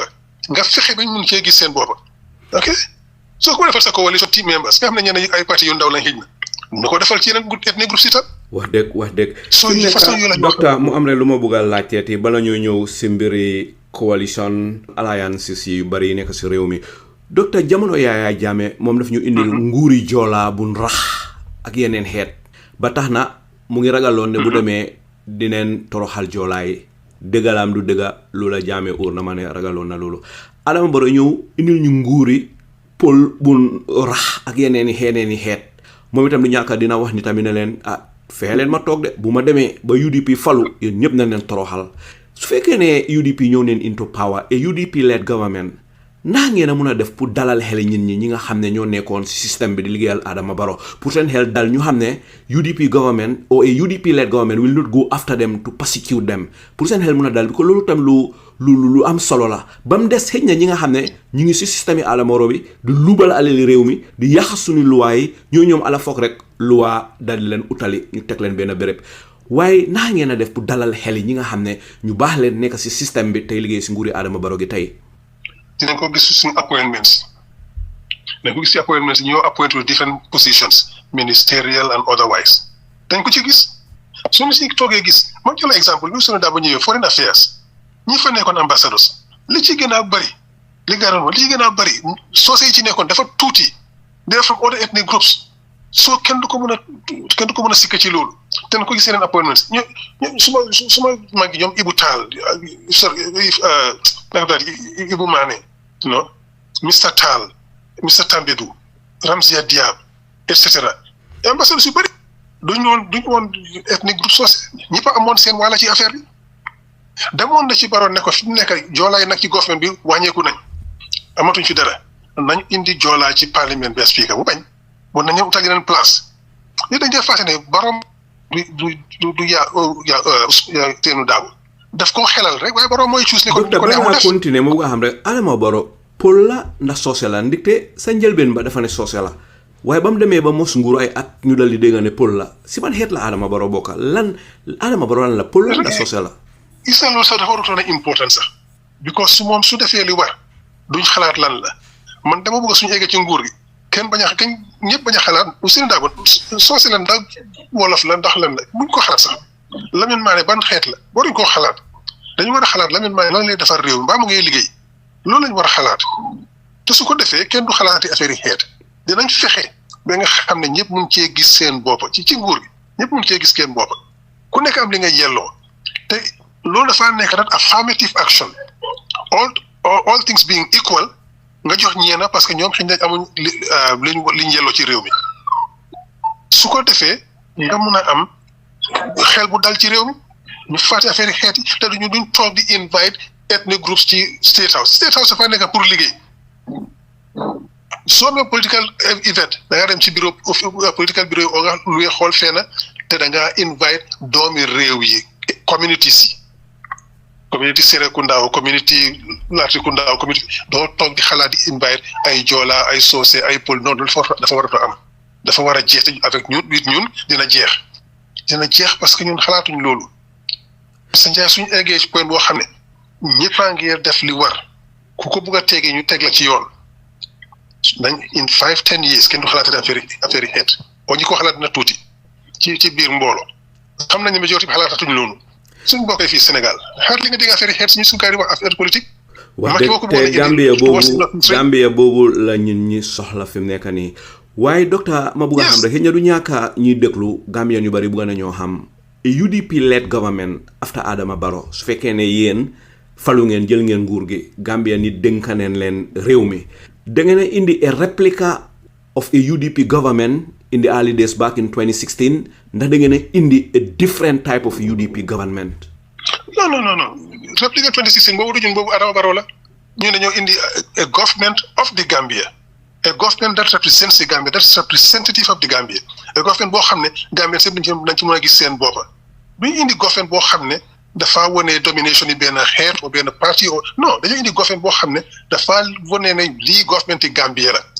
loolu mooy suñu été suñu éene te yàlla dañ ci dimbale because ñiñ bokkal di liggéey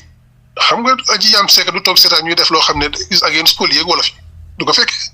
Mbemba Tambidou du toog di seetaan ñuy def moom moo xaaji soon toog ñu def loo against saraxule et cetera te aussi du toog di ko seetaan parce que moom yëpp la laal ci jabaram yi ci doomam yi seen nañ fu nekk ci réew mi soo loolu lañ nekkee ci réew mi fii ñun loolu la ñoo xalaat loolu la ñoo liggéeyee loolu mooy suñ basic principles working principles. jërëjëf si tontu boobu docteur ba pare xam naa ne UDP bugga nañ ñu dénkaleen réew mi bu baax a baax ndaxte ñi ma fi waxtaanal te bokk si parti UDP yëpp dañ dee wane agenda ak li UDP ne Gambia waaye tamit ñun mi nekk si diaspora bi bugga neen bu UDP government dal di jiitoo ñu dal di jël réew mi dénk ko UDP sa dëgga lépp loo xam ne Adama Barrow xañ na ko diaspora bi war ngeen ñoo jox suñuy ak suñuy yëleef di te ñun mënuñ fee nekk si diaspora bi di contribute a lot towards the development of the Gambia ba pare su woote jotee ñu ne ñu yéen bokku leen loolu daf ñu métti ba suñu biir xol ñun ñëpp ma bëgg a xam rek lan mooy sa tontu si loolu ak ana lan la UDP government di defaral diaspora bi dafa doon ñaan yàlla nga laaj ba ko because Mr. Dabo defoon na sa not long ago a statement for the diaspora bi ci Gambia lañ bokk amoon nañu dem ko ñoom bii Dabo dem court ba Supreme Court ne diaspora lañu war a sànni carte ñu ne ay si nguur yi ne diaspora mooy the 8th region of the Gambia ñu jékki-jékki rek parce que dañ foog ne diaspora bi dafa against government bi ñu génnee loi boobu noonu dafa amoon loi nag ñu dem ba génnee loi bi xam nga loolu ni ñaaw na ñun suñ toogee dañoo indiwaat loi boobu noonu wan waaye duñ dem ci indi loi boobu noonu gàllankoor bi tax diaspora duñ mën a nekk ministre dañ ko génnee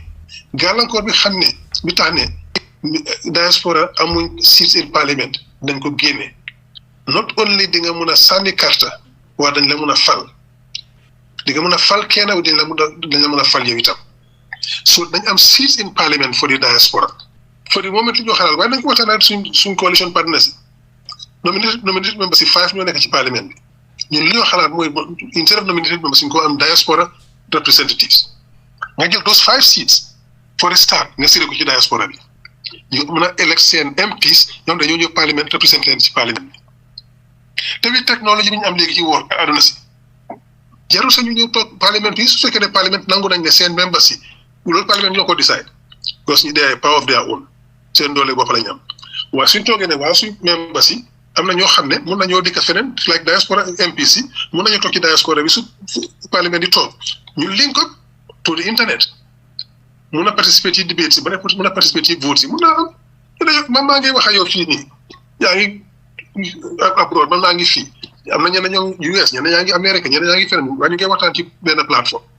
bu sa parlement mënu koo def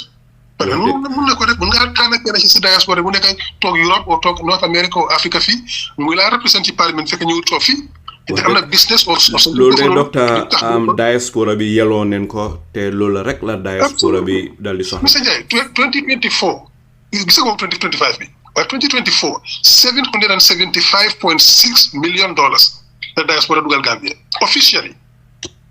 soo boolee unofficial bi ëpp na $1 billion wax dëgg waaw xanaa kay ku def loolu ci réew mi xanaa kay mën na ko jox moom tey am li mu yelloo te su joxoon bu tuut sax ici right as a Gambian pour mun a sànni carte pour mun a nekk ministre pour mu nekk lu nekk Gambian la doomi réew la lu sax ñun mun koo nangul suñ doom yi ak suñ papa yeeg suñ yaay bi parce que nañu def foofu noonu ay papa lañ ak yaay lañ ñeneen ñi ay doom lañ ñeneen ñi di jaayu jar ba mu tax du leen ko nangul lan lay wàññi nguur gi quoi de aussi dafa yokk réew mi benn dañ su stade diaspora bank am na ñu toog ci diaspora bi dañoo bëgg a invest fii suñu yónnee xaalis mu yàqu suñ dooree business du dem waaye soo amee diaspora bank mun nañoo bañ a yónnee seen xaalis bi yëpp fii waaye mun nañoo start seen project as seen equity contribution li ci des ñu lekk ko ci banque bi ñu liggéey seen xaalis bi liggéey leen fii ñu daan yónnee di ko yónnee dañ ko amee dañ xaalis bi la liggéeyal fii mun nañ koo def mun nañoo diaspora bonds waaye diaspora bonds dafa da koo liggéey bu baax because lu ko may dañoo yàqule léegi nguur gi di wax for exemple léegi diaspora bonds for road construction ku ci dugal xaalisam yoon yi amuñ toll roads fan la xaalis bi di génne bu ñu fay diaspora ci nañoo toog lekk seen xaalis yëpp duñ ko fay waaye suñu may diaspora bonds bugg a start a new business a new company ñu study company bi seet lan lay di financial rate of return lan lay economic rate of return lan lay mën a indi ci réew mi nga xam ne dina mën a jur su fekkee ne dina mën a jur lu bëri ñu jaay bond ñu jaay shares ou ñu jaay equity participation ci diaspora si ñu mën a jënd nga seet nañu ko jëli uti xaalis bi from somewhere di ko indi ay doomi bitim réew di ko ñëw di invest yi nañ encourage diaspora ñu invest xaalis bi fii laa des fii lay liggéey waaye diaspora bon da ko def ci loo xam ne dafay am quick rate of return da ko def ci yoon bu dee gaa diaspora bon pour yow ma leen kenn du dugal xaalisam ci lii te man fu ma ne kenn dugal la ci xaalisam yooyu yëpp mun nañ koo am na ñoo xam ne ñu ngi toog foofu noonu bu nga jënd kër fii muy jafe soo amee nag kind of bank mun nañoo lépp xaalis ci banque bi ñu jënd seen kër dañ daan yónnee ci remittance ñu yónnee ko yenn benn part yónnee ko ci banque bi di fay seen kër. jërëjëf docteur docteur jàngat yooyu am na solo lool fi mu nekk docteur ñu dal di delloo waxtaan bi gannaaw tuuti rek docteur ñu dal di ñëw si coalition yu bari wala alliances yu bari yi nekk si réew mi am neen fi PAC People's Alliance for Change am neen fi CSC Coalition for System Change am neen fi APEX am nañ fi coalition 2026 am nañ fi ADD the Alliance for Democracy and Development am nañ fi CTMC coalition task force mediation committee ñoom ñëpp ñu ngi oote fi mu nekk docteur Gambian yi den xala confused den xala jaaxle ni te tey yéen a ngi def press conference di wane ne bokkaatu leen si benn coalition talks ma bëgg a xam rek alliances yu bari yi di oote toog neen dégg ne Assane Martin moom mooy di spokesperson of coalition task force mediation committee waaye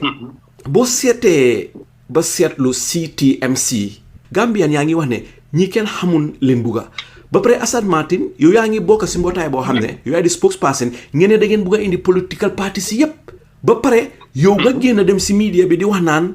ñun candidate led model moom la ñuy toppa loolu boo ko waxee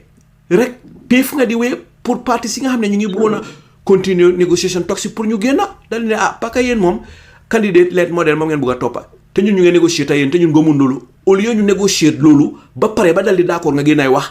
d'accord amagul sax Assane Martin génn di wax ne ñoom candidate led model so ñu bari ñu doon sentu ne coalition toxique at some point at some stage dina fail te lii mooy li xew lan mooy sa gis-gis sa loolu. Assane Martin dafa waroon a maandu am na ñu doon discours ci coalition man bu ma ci woon a wax sax waaye suñ ni si door génne di wax yeneen te xam ne du dëgg soo ci waxut dafa mel ni li ñu wax dëgg la da nga koy dëggal rek soo foog ñu tontu ko Assane Martin moom dafa nekk mu ne as mediation committee soo koy mediate kay doo farle doo nekk benn side ak moom moo génne fii toog waaw ñun lii lañ choose ku ko bëggoon nga dem moom choose moom du daan sànni carte sax moom mediation la bokk soo du moom moo choose waaw ñun ñooy custodian yi lii ku def lii mu ne kii mbaa xam na li moo wax yi waaye problème bi mooy Assane Martin nañ waxante da nga is conflicted Assane Martin yaakaar naa wane ne moom he is anti UDP ñun ñoo doon mag ne nañ ko bàyyi rek xëy wécceeku na xamoon nañ fi mu féetu waaye bu ñëwee neen fi nekk man damaa nekk mediation team faraluma kenn nga ne ko alhamdulilah nit dafay wécceeku service soppaleeku soppi na xëy na ñu nañ ko bàyyi waaye yàggul ñu gis affaire bi di génnaat moom Assane Martin su defoon ni mu wax def fii su waxtu ni mu wax li ma wax si du ma ko wax Assane Martin bi ñu dooree négociation ti fu mu naa third week or fourth week ñu ne dañu boo gis man maa laa resisté ñu ne ko baax na ñu joxante appointment ñu mit di waxtaan mu ne ñu ñeneent la moom moo keneen kooku ma wax turam su borom bu buggee mu wax turam moom ci boppam ba di wax tuuti kooku fourth one bi ñu toog mu ne waaw xam nga coalition bi yaa ngi dem bu baax waaye dañu am waaye because of the double factor ma ne ko double factor mu ne luy double factor mu ne waaw su dafa war a step aside léegi xëy na yow soo ne jëlee nekk flag bearer fa UDP oo laaree Cissé nekk ñu emale la foofu straight away ñun we are behind Ousseynou moo suñu parti leader moo suñu flag bearer moom lañ tànn soo yow warloo taxaw fii di ñu wax kan moo ñun ñoo war a fooli Ousseynou ñun duñ or kat de duñ or kenn Ousseynou moo suñu parti leader moo suñu flag bearer if you're not happy with that dañ waxtaan wi dañ ko emale fii mu ne non xam nga rek dama doon xalaat rek ñu xalaat si other option dafa amul benn option fii ñun UDP ñun ñoo choose suñu parti leader ñun ñoo choose suñu flag bearer suñ ko bëggoon ñun ñoo toog suñ biir ut keneen waaye ñun ñoo toog over 86% ñu tànn ko suñ selection période flag bearer selection bi so mu xala rus bàyyi ko noonu waaye ma ne gis nga façon yi lañ def ñeneen ñi jaar ci ñeneen ñi wala ne xëy yow yaa waaja donc Ousseynou dafa war a lii yow tam soo nekk sa mboole koo xam ne xelam matut nga ne man na dëgg de man maa am bayre man maa lii fekk du yow parti bi la Ousseynou li mu doon wax moom ci wax mu ne man su ma génnee UDP tey ñëpp fàtte ma lifin bi du pour man pour parti bi la so moom mooy génn wax ne fi mu nekk taxawatuma si ñun vote against him waaye du moom mooy choose kan mooy nekk suñu flag bearer so loolu mooy ci wax yi la bokk na. ndax docteur waxtaan ngeen ak Assane Martin pour mu xam ne yoon boobu mu jël du yoon bu jaadu loolu day yàq nit te soo bokkee si mbooloo wala nga nekk si kër bu kër ñëpp dal di jiboo doo wane fi nga farleel loolu boo ko defee rek ñeneen ñi dañuy bàyyi kër gi uti fu dëkka ndax waxtaan ngeen ak Assane Martin si ron. waaw waxtaan nañu moom yëgal ko ne ñun ñooy cuus muy nekk suñu flag bearer du moom soo wax ci nañ ko suul fii. so ñu emale ko foofu noonu soo la waxtaan bi fa la emee foofu seen waxatuñu ko waaye léegi damaa dégg mu génn dañu jéem a attaque indirectly te dégg naa ñu def doon wax ne man maa la rek ñëw misinform Mr Dabo moo tax kooku xalaatee neneen Mr Dabo ak UDP dañu jox mandate pour ñu dem négocier ñun ñoo dem négocier soo liñ négocier moom la mooy mandate bi ñu jox soo bu ñu gisee ne liñ ñu jox comme mandate utee naag li ñoo def ci coalition bi ñu delluwaat expliqué leen li ngeen joxoon comme mandate ak li fi nekk tey du benn lan ngeen boo ñu def parce que boo demee ba xamatoo foo jëm nga dellu fi nga jógee ñun dañ dem ba gisante nga xamatu fan lañ ci coalition bi because li ñoo def yëpp it was like it was against UDP everything def against UDP so am na ñoo xam ne dañ bëggoon rek ñun ñu toog jox leen place jël suñu nit yëpp toppa seen gannaaw def liñ bëgg loolu nag mënut a am na parce que loo bañ UDP nga xam ne daal si biggest party danaa kay bon booy nga cuus ñoo xam ne dañ mën a liggéey together nga jox ñu suñ cër ñu itam nag. waaye docteur xam naa ne Gambian yi bëgg nañoo xam leen nit te mbiri coalition 2026 bii nii ñuy dégg nga xam ne ñun si jot a ràññee wala ñun si gën a ràññee mooy Assane Martin moom mooy di spokesperson Ibrahima Esba mooy di secretary general professeur Yero Mbaalo moom mooy di chairman waaye ñun ñi dañ dee confuse léeg-léeg ñun ñi dañ jaxasoo xaw ma ne di ñu mun a leeral ndaxte li bëgg a xam mooy coalition 2026 bi ñan mooy ñi leen tànn ba pare teg si dolli ndax coalition 2026 bi dafa utee CTMC coalition task force mediation committee bi ba pare ndax den utee ak ADD Alliance for Democracy and Development ndaxte boo amee coalition 2026 ba pare nga am CTMC ba pare am ADD ñun ñu bari mënu na ràññee ndax benn la ndax du benn ndax di ñu mun a faram-fàcceel pour mu leera askan bi waaw coalition 2026 bi ADD mooy parti Malick Camara ñoo ko doon xam nga amoon nañ paak fii am CSC CCC et cetera Apex moom ñooñu ñëpp bokku nekkuñ parti waaye moom parti la so moom parti moo tudda ADD Alliance for Democracy and Development bi mu xalaatee ne ñoom coalition mu ñëw gis ñu UDP mu ne ñu man daal dama bëgg a def coalition oote coalition parti pour ñu toog waxtaan suñu diggante te dama bëgg a waxtaan ak parti yi waaye comme que UDP mooy parti bi gën a rëy ma ne xaaral ma door a yéen parce que soo leen ñëw ci coalition bi du am benn njëriñ su ma leen ooyee ne ngeen ñëw ci waxtaan seen daa ba ne ko suñ tur bi United lañ ko dooree so luy indi unité ci réew mi foo la ñu oot nañ ñëw soo mu ne baax na su ma ooyee leen parti di ngeen ñëw itam mu ne ko ooyal ku la neex ci parti nañ ñëw mu ne alhamdulilah su mu ne bon maa ngi dem waxtaan ak yeneen parti mu dem ooyal fab yeneen parti yëpp ba am ña jox ko seen kàddu nañ ñëw mu oote meeting first meeting bi mu defee ko Kayraba ñun ñëpp ñu dem fa soo ci meeting boobu noonu nag ci lañ ne pour coalition toog si pour mu demee yoon bu benn parti chair meeting bi parce que lu ko mooy xëy na su yàgga di nga farle sa bopp sa parti soo nañ ut koo xam ne bokkut fen mu nekk ñu nekk di chair meetings soo keroog professeur Mballo mu ngi fa woon mu ne moom bugga naa bokk ci bugga naa chair am na beneen maan Ibrahima Ba moom tam mu ngi fa woon fu naa Malick moo leen invite waaye ñoom mu ne civil service la jógee woon mu ne moom tam bugga naa bokk ci secrétariat dañ boo def secrétariat so waaye ñu ne Mballo ñu ne ko waaye bi Essa ñëwee Essa Fall daf la yow ci ADD bi APP Sobia nga bokk mu ne non Essa daf ma invite waaye bokk ma APP Sobia ñu ne ko are you sure mu ne waaw ñu ne ko bon baax na so ñu jël ko moom def ko chairman of the secretariat def Ibrahima Ba secretary so ñu ne waaye nañ soxla ñeneen so foog naa ñoom Malick la or other people ñu ut yeneen people jógee si civil society ci la Martin ñëw Assane Martin kan moo fa indi Assane Martin óoruma nag foog naa xëy na muy Malick because ñun dañuy invite woon ñu ko doon doxal Malick Camara moom moo oote woon meeting si so mun naa am Malick moo invite ñoom ñëpp parce que fu naa moom moo invite ñëpp fu naa moo invite am civil society tam so bi ngaa ñëwee nag waaye Mballo rek lañ question because moom mu ne he is neutral waaye Essa daf ñu waxoon ne Mballo man maa ko indi APP Sobia la bokk ñu ne ko ban la ci mu ne non man bokkuma APP Sobia Essa daf ma invite rek waaye man civil society laa bokk ñu ne baax na so moom mu nekk chairman ak spokesperson Ibrahima Ba nekk secretary waaye the next meeting nag Assane Martin ñëw ak Modou Diba moom former UN civil servant la so ñu ñëw moom mu nekk Modou Diba nekk vice chair Assane Martin bokk ci secrétariat bi waaye gis Mballo mu doon nekk chairperson ak spokesperson dafa bëri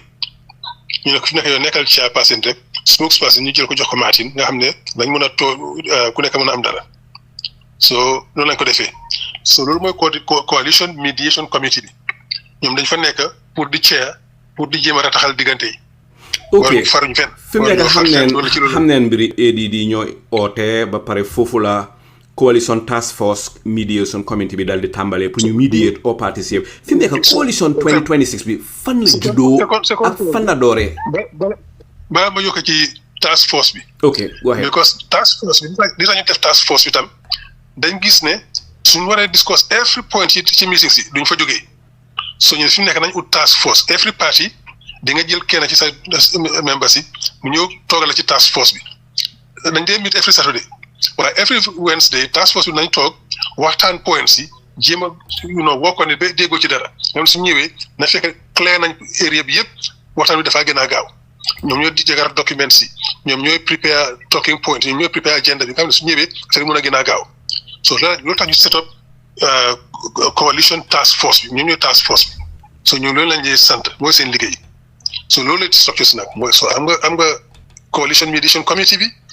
mooy secretary bi chairman bi ak spokesperson ak deputy chair ba pare nga am task force bi ñoom ñoo di prepare documents ak meetings yi pour ñu mën a gaaw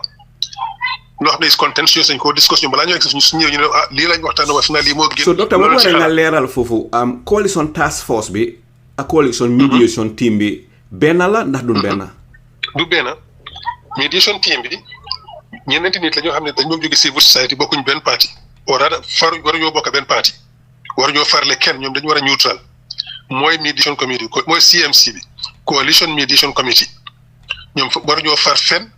dañ fa nekk rek pour di mediate di rataxal diggante yi di chair meeting si ak di wax ci turi coalition bi parce que dañ ne ku nekk kenn war a génne di wax affaire coalition bi because su yàggee dafaa jaxasoo. ndax foog na ne ñoom def neen loolu li ngeen leen santoon ndax ñoom def neen ko ndite gannaaw gi génn a dégg neen di gis Assane Martin di génn di wax loo xam ne ñu bari ko gisee ne li dafaa yaaxa sax. dafaa tax seen ànd dal di jafe ndax nga gisee li mu wax nii. exactement te loolu tax ñu jëlee spokesperson from Mballo daf doon wax too much ñu ne ko ba doy na léegi xam ne ko xale jox boobu Assane Martin yow nga nekk chairman rek Assane tam di génn du dooti génn di wax li nga xam ne war koo wax so loolu moo indi jafe-jafe yi so dafaa génn wax loo xam ne ci biti war koo wax su ko defee we have no choice pour ñu génn foog ñu génn counter ko because soo nekkee spokesperson da nga war a wax rek liñ decide ci meeting si lan la tollu nga wax loolu ci turi coalition members yi. ok docteur di nga mën a leeral Assane Martin moom mooy di spokesperson of the coalition task force ok waaye ñu ngi dégg coalition 2026 kañ leen tabax coalition 2026 bi ak kañ la coalition 2026 dal di tànn Assane Martin mu dal nekk spokesperson ñan ñooñu ko tànn ak kañ leen tabax coalition 2026. ok coalition 2026 dañ toll woon point boo xam ne ñu ne waa coalition bi dañoo wax coalition dañ ko war a amal tour suñ ko amalee tour mooy gën a yomba so duñ nekk di wax rek ADD led coalition or coalition dañ ko wutal tour so ñu toog si diggante ku nekk di proposé dara Laare Cissé mu ne why can't you just call it coalition 2026 dafa yomba ñëpp ne that's a good idea. so ñu mu mel ni yéen ñëpp a si d'accord woon UDP APP GDC yéen ñi fa nekkoon yéen ñëpp a d'accord si tour bi coalition 2026. all the parties and all the movements ak CSOs ñëpp a ko d'accord. ok kan moo tànn Assane Martin pour mu nekk di spokesperson of coalition 2026. mooy members parti si fa toogoon xam nga parti si fa toogoon ñu doon ooy assembly bi ok so parti si yooyu noonu ñu fa toog ñoo tànn Assane Martin because Mballo moom moo nekkoon chairperson nekk spokesperson itam so ñu gis ne xëy na dafa bëri so léegi-léegi daf léegi wax tam moom tam yéen a yoo xam ne xëy na war koo wax ñu ne léegi nañ wàññi affaire bi jox ko chairman rek jox Assane Martin mu nekk spokesperson so Assane Martin ci CMC bi la mu nekk CMC bi ñoom ñeneen rek la Assane Martin Mamadou Diba Ibrahima Ba professeur Mballo ñoom ñoo nekk CMC bi coalition mediation committee ñoom dañu war a nekk di chair di jéem a rataxal diggante yi ak Ibrahima Mamadou Diba his background in UN def daan propose a lot of documents a lot of ideas a lot of way forward because he was a political and governance officer at the UN so am na that experience so daf daan dimbale ci loolu so ñoom ñeneen ñoo nekkoon ci CMC bi coalition mediation committee task force bi nag every party bi nekk ci hall bi ci assembly bi bu ku nekk da nga propose kenn ci sa gars yi ñu toogal la ci task force bi so task force bi donc suñ toogee tey ne waa nañ discuss eligibility criteria ñu door di waxtaan suñu diggante nga am 24 people ci salle bi surtout participe entity ci salle bi ku nekk indi 2 or 3 people so we have about 70-80 people ñu war a waxtaan benn topic du jeex so nañ ut task force ñoom ñu toog seen diggante waxtaan propose something am na even lu dafa métti waaye yàlla def na suñu demee task force bi dégg naa ay 5-6 rek day ñëw li ci des day ñëw waaye soo seen waxtaan bi gën a gaaw gën a yomba so ñoom dañ prepare documents prepare ideas prepare agenda bi ñoo suñu dooree waxtaan bi gën a gaaw so loolu ci nekk ñi participer yu bokkoon yëpp ñooyu la ñëwee assembly bi ñi doon rataxal diggante bi di nekk di ko chair mooy CMC coalition mediation committee ñi doon di prepare documents ak agenda bi ñoom ñooy coalition task force bi so loolu lañ fa amoon. ok mu ngoog loolu leer na nañ. fi nekk docteur ma bugg a laa laaj rek honorable Ousainou Darboe tey press conference bi mu doon def si turi UDP. wax na ne UDP bokkaatun fi mu nekk si benn coalition talks maanaam waxtaan naka la ñuy def pour parti yi nekk benn bokkaatun si génn neen si. waaw fi mu nekk ñin ñi ñu ngi wax ne xëj na UDP ni nga xam ne noonu la coalition 2026 doon doxalee tey na seen xel. ba tax nañu dal di génn si coalition 2026 waaw suñ si génnee ndax lii dafa min ne da ngeen génn si coalition négociation si yëpp ndax coalition négociation diggante UDP ak coalition 2026 ngeen génn. non fi mu nekk dañ génn yëpp parce que élection si 4 months away lañ nekk 4 months lañ nekk léegi 4 months away du mën a nekk di négocier ba yàlla xam kañ. so mu mel ni for the sake of the records mu mel ni bokkaatu leen PAC bokkaatu leen Apex bokkaatu leen CTMC bokkaatu leen si benn coalition négociation si réew mi fi mu nekk. PAC demutoon fenn soo ñun sori wuñ ci ñoom dañu ñëwoon gis ñu benn dee ne waaw in fact bi ñëwee Assane Martin ci la bokkoon sax dañ ñëw pour wokk UDP parce que foog na ne UDP war nañoo mën a liggéey ñoom pour ñu def dara ñu ne ok ñu ne waaye nañ def ñu waxtaan modalities gisatuñ leen. Apex lañ bokkoon ak ADT Apex since last year. ëpp na 1 year léegi xam na 13-14 months dara mënut a sotti. bii tam 15 weeks dara mënut a sotti. the same things rek dañ bugg a regulate everything dañ bugg a party led instead of ñi bugg a party led UDP ak another party ñeneen ñi bugg a candidate led ñu nekk di ci xuloo di dem ak a ñëw. so Apex ñoom lan la gaay gënoon a favor party led ndax candidate led. in fact no decision was taken because Apex dañ joxe different options waaye mënuñ cee déggu Esa Fall, for example, was for candidate-led. Afterwards, UMC ñëwoon nañu tam candidate lañ bokkoon ñun UDP parti-led lañ bëggoon GFC dañ daan dem ak a ñëw so ñoom tam foog naa if I can remember correctly because man boobu bokkuma ci woon foog naa ñoom tam demee parti-led so waaye mënuñoo déggoo ci dara waaye li gënoon a métti nag mooy distribution yi positions te ñun fa lañ amoon problème ak gars yi ñu ne waaw bala ngeen nekk distribute positions nii kay. nañ fexe am programme bi ñoo xam ne loolu la ñu tëral ci kanam yi Gambien si ñu liggéey ba win elections ñu mën a door di xalaat yii nii waaye gars yi ñoom tam dañ dooroon di distribute positions yi ministres yi kii mooy am lii kii mooy am léeg-léeg embassies yi député ambassadeur yi yëpp lañ seenu te loolu dafa xaloon a doy waar because again like people dañ ñëw pour ut place instead of ut lu xam ne moo yóbbu Gambie bi ci kanam that was a bit embarrassing la because dañu war a liggéey njëkka suuxali réew mi balaa ñu xalaat place. So what was going round and round and round. So su nekk ñu daal ñu ne léegi doy na. Startuñ coalition talks because suñ ko starté dañoo ne waaw UDP dañ bëgg a buuli ñëpp pour ñu ñëpp bokk ak ñoom. ñu ne ok nañ bàyyi ñu dañ ñu organise ñu toppat yi mën a waxtaan la ñoom bi ñu déggoo ci dara. waaye léegi we are 4 months away from elections mënuñoo déggoo ci dara. léegi we are going to do our own coalition.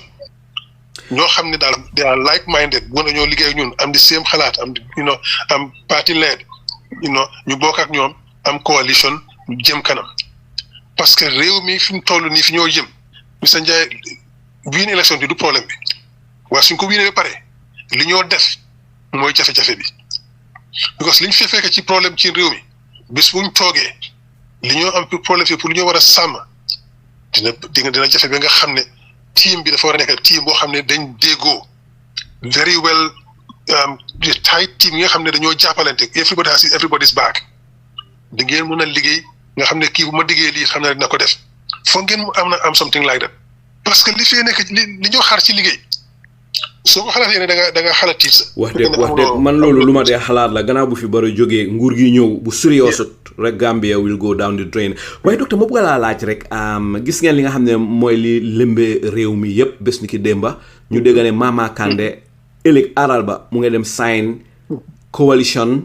wala alliance with NPP loo xam ne lii last year video yaa ngi everywhere Mama Kandeh génn na wax ne moom du mus di join Adama Barrow du mus di def alliance Adama Barrow xanaa Adama Barrow wàcca jox ko moom mu éeg so ñit ñi jaaxle neen trop ñu bari na lii tiital na leen ñu bari mer neen ba nga xam ne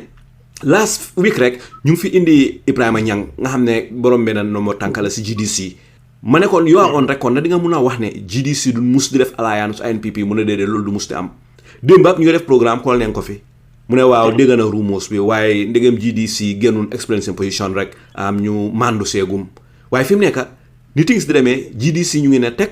te dégg neen li nga xam ne mooy lëmbee réew mi NPP tamit génnul joxe press conference wala wax si dara waaye dégg neen jot neen fi ne ñu ngi parrainage ëllëg pour gele yeeg reer yu neex yi ñuy reer State House su ko defee ñu mun a sign alliance bi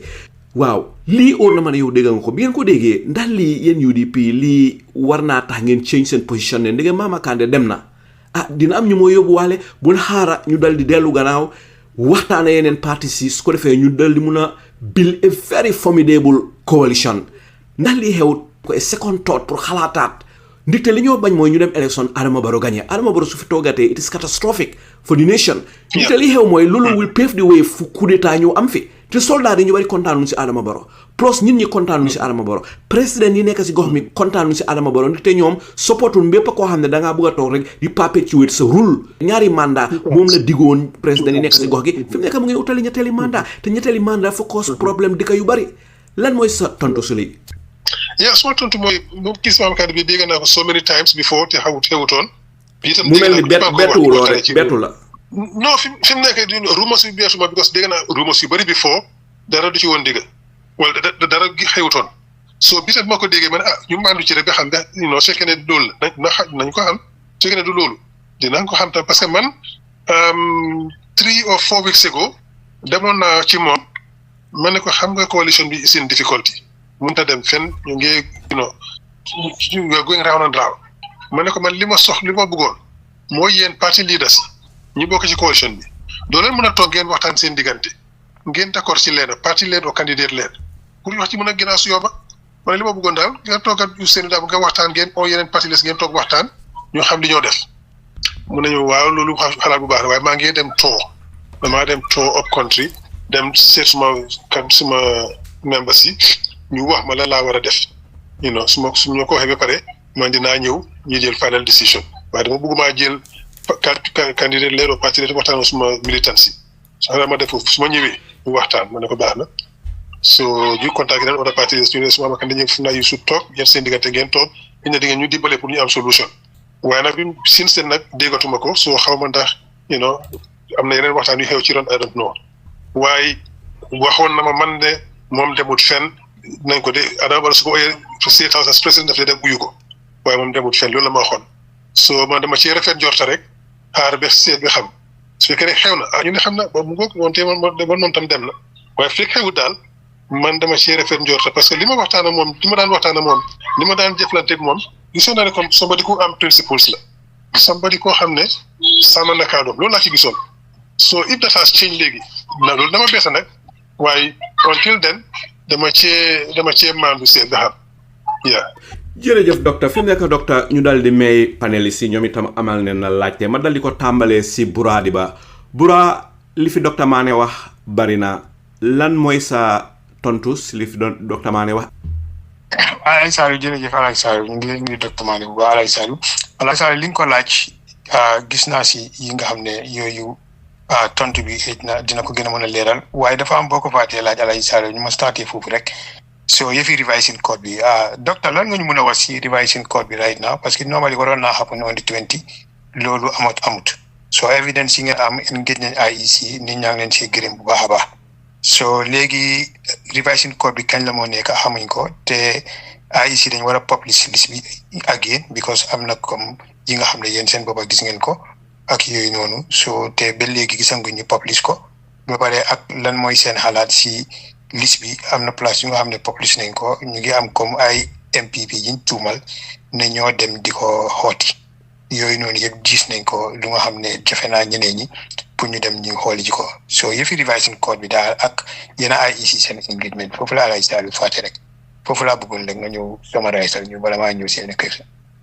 Thank you very much Bura loolu lu am solo la because suñ toll léegi ñu ngi jëm ci élection so war nañoo seetal loolu yëpp revising codes yi suñ demee ba def pétition si ci la IEC di jël pétition si yëpp dajale ko seet fan la pétition si nekk claim si région boo xam ne am na claim war nañ fa am revising code so suñ paree nañ dañoo dem ci chief justice bi ñu ne ko soxla nañ nga ubbil ñu revising code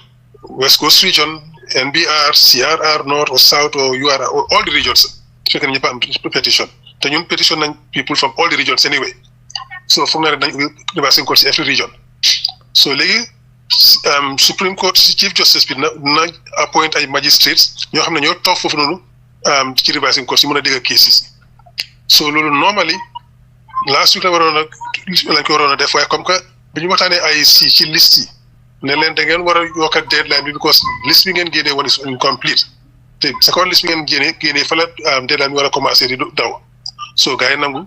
deadline bi was 27 mooy démba so démba la pétition si close koo xam ne dugal loo claim until yesterday moom jeex na léegi so IEC accepté pour ko by 1 week so léegi jeex na so léegi gars yi dañoo compile everything jagar seen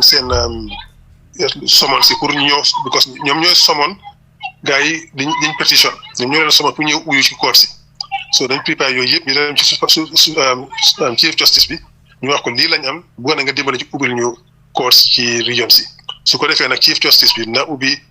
revising courts ci every region boo xam ne am na petitions so ñu door di dégg claimants yi witnesses yi ak ñi nga si ñoo xam ne ñooñu lañ petition so su ko defee nag ñu mën a decide yooyu yëpp so su revising court bi na am 2 months pour mu decide ci yooyu so normally end of next week or the week after dinañ war a taxawal revising courts su ko taxawalee revising courts na am 2 weer pour decide cases yëpp so su loolu jeexee nag ñu mën a am final list pour supplementary registration of voters ñu mën ko publicity am na ñoo xam ne dañ bokkoon ci multiple registrations ñu génnee seen turi ci liste bi time bu su jotee nag dinañ ut benn window pour ñi nga xam ne dañ juumoon o dañ tayaloon instead of ñu dem uti replacement ñoom ñu dem register second time o ñi nga xam ne xamoon nañ ne man boobu suma kàddu yaaxu na waaye maa ngi war a dem register fii so xam ne daanaka tayal ak juumte ñooñu dañ leen jégal ñu ubbi benn window pour ñu joxaat leen voters cards ñi nga xam ne dañ ko tey parce que dañ bëgg a sàcc ñi nga xam ne dangaa dem fii nga bindi fële tey Lamin Manneh nga dem fële bindu Mamadou Manneh dem fële bindu Ibrahima Manneh o change seen ID numbers yi te yow bi kenn kii rek am na ñoo xam ne registré na 4-5 times xam nga loolu du juumte loolu dañ ko tey ñooñu nañ leen prosecute because jalgati lu waaye dafa war a jeex ci réew mi te as long as prosecuting kenn dafa continuer rek ay diw def na ko dara jóge naa ko def man tam so foog yooyu jeex so yooyu nañ leen yóbbu kon ñooñu waaye ñooñu seen kes bi moom bokk ci élection seen because ñoom dañ yaaxal wala dañu leen prosecute ñoom duñu sànni carte suñ leen convicté dañ leen baan 10 years duñu sànni carte ak ay alamaan ak mais bi tëj sa mun na ci mën na leen cee fekk so ñooñu daal di different case waaye léegi revising court dina start maybe next week or the week after su starté nag na am 2 weer pour decide su ko defee ñu mën a am final list bi ñu publish ko mooy nekk di definitive list moom la ñu yokk ci 2021 list bi of voters of registered jërëjëf docteur Manneh revising court bi ngeen a dem am ngeen support from all political parties yi nga xam ne ñoom tamit indi nañ something aat ko yéen si seen pétition bi ndaka ngeen def because gisoon naa ne oote ngeen press conference so léegi parti si ñëw dafa am ñoom tamit evidence yi nga xam ne am nañ ko ñu boole ko si yéen o ñan ngeen a liggéeyal daal da is it only UDP o yéen a ngi collaborate with others that's the question ñun rek la ok ñeñ invite woon ñoo dañ ñëwoon rek pour witness liñ doon def waaye ñoom defuñu because xam nga pour nga mën a dem revising court fa nga am da ngaa yónni agents ci registration center si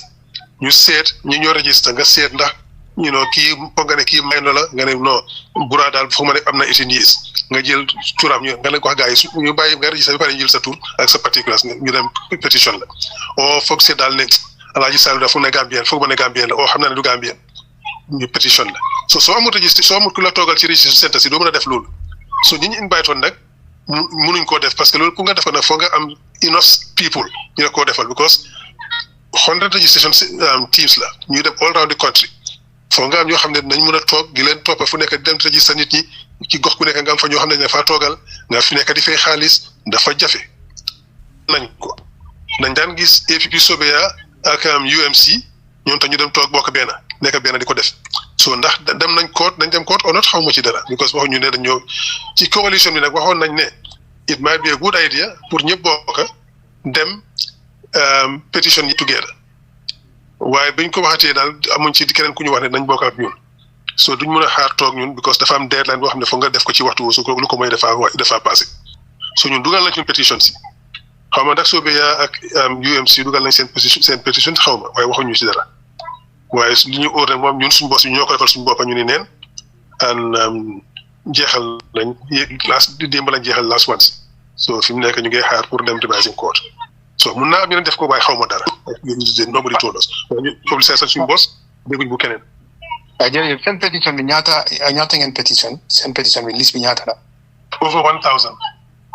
over 1000 li ngeen waa IEC pour comme living sorry à date 14,000 ak yooyu noonu yi nga xam ne nekkoon na seen claim si naka ngeen mujjee si loolu ak IEC ñu ngi waxtaan ñu ngi continuer waxtaan parce que léegi this pétition si moo gënoon a take suñ time parce que ñu jeexali loolu because am deadline so léegi jeex na dañ toogaat IEC waxtaanati déggoo di soobee mën a am a final solution to this problem so next month ñu ngi am meeting of the stakeholders well before that I think it's the 4th of August from now first week of August anyway balaa loolu foog naa dañ mën a waxtaan ak ñoom or during that time and after so ñu mën a continuer waxtaan ji pour mën a leeral lépp waaye li dal suma xel man mooy this IEC this time round really foog ñu delloo leen jukkal because they have been very cooperative suñ toogee waxtaan ak ñoom ne leen lii ak lii foog nañu du yoon lii moo tax dañ dee toog dégluñu nañ ci argue bu baax a baax ku nekk indi sa points kenn du nangu rek noonu rek waaye dañ dee mujjee déggoo so I'm sure the rest dinañ waxtaan ba déggoo ci pour mun a jeex we have up to October November pour finalize everything because yi su jeexee ñooy seetul yooyu itam nañ toogaat all the stakeholders ak IEC stakeholders mooy all the political parties dañ dee invite ñëpp léegi te that's another good thing bu njëkkalu ñaan déggoo IEC waaye léegi nga xam ne monthly meetings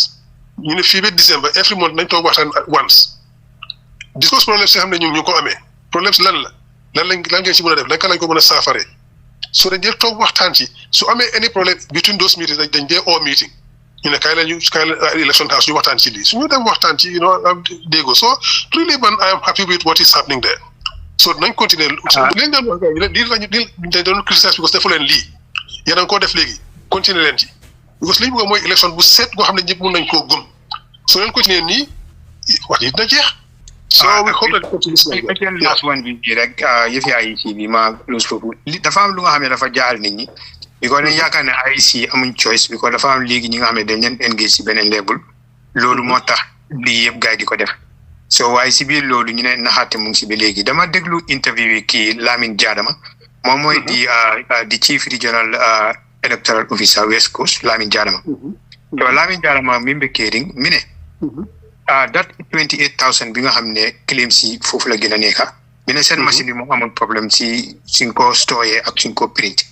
bi ne revising code bi deadline bi wax nga ko because time boobu noonu deadline bi wax génnaagul so mi ne loolu gaa ngi see liggéey te mi ne after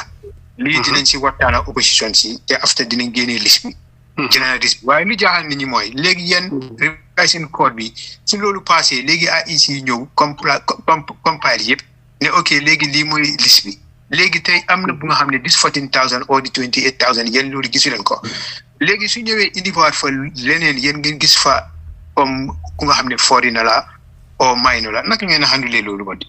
non loolu du balaa affaire yi jeex that remaining 14,000 nañ ko waxtaan ba mu set loolu lañ ko waxtaan ba mu set biñ xam bañ ku nekk xam ne lii moo xew loo xam ne du yoon ñu jubanti ko loolu dañ ko def ok so affaire yi duñ toog rek ne waaw nañ ko bàyyi ni déedéet dañ continuer ba déggoo ci bi xam exactly lu xew lu tax lii xew because li xew xam nañ ko lu tax mu xew fan la problème bi nekk loolu la ñu waxtaanee léegi pour am solution te duñ bàyyi dara même foog ñu jubanti lépp so loolu nag ci lañ nekk. xaaral ma di frame question bi li fi concern la anyway so li nit ñi di wax mooy after the revising court IEC su ñëwee populist ne ok léegi lii mooy di final list léegi yéen nga gis fa lu nga xam ne loolu jaaduwut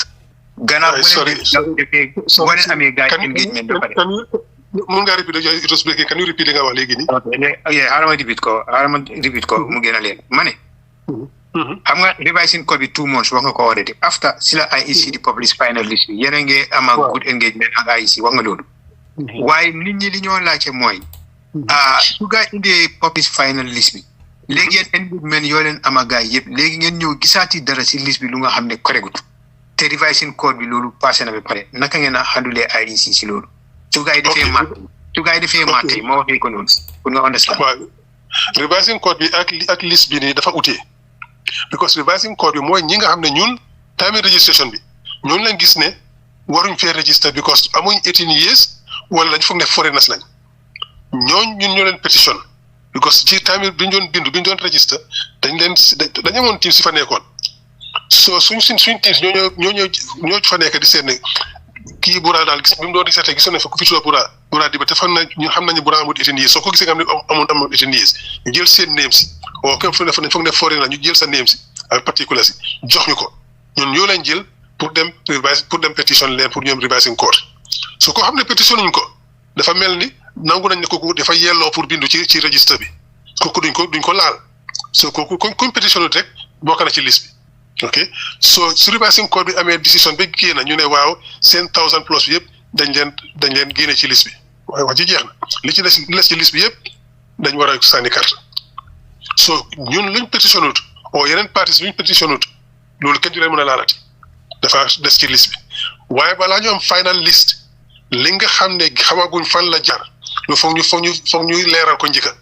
after that la ñoo mën a am final list so loolu dañ ko leeral before affaire yi jeex pour mën a am final list so loolu xaw ma ndax answer na question bi dafa wane ne revising code bi boobu benn fànn la boobu ku ñu yóbbu revising code bu duñ la mën a laalati ak 2020 waroon jël revising code demuñu revising code mënuñoo laal kenn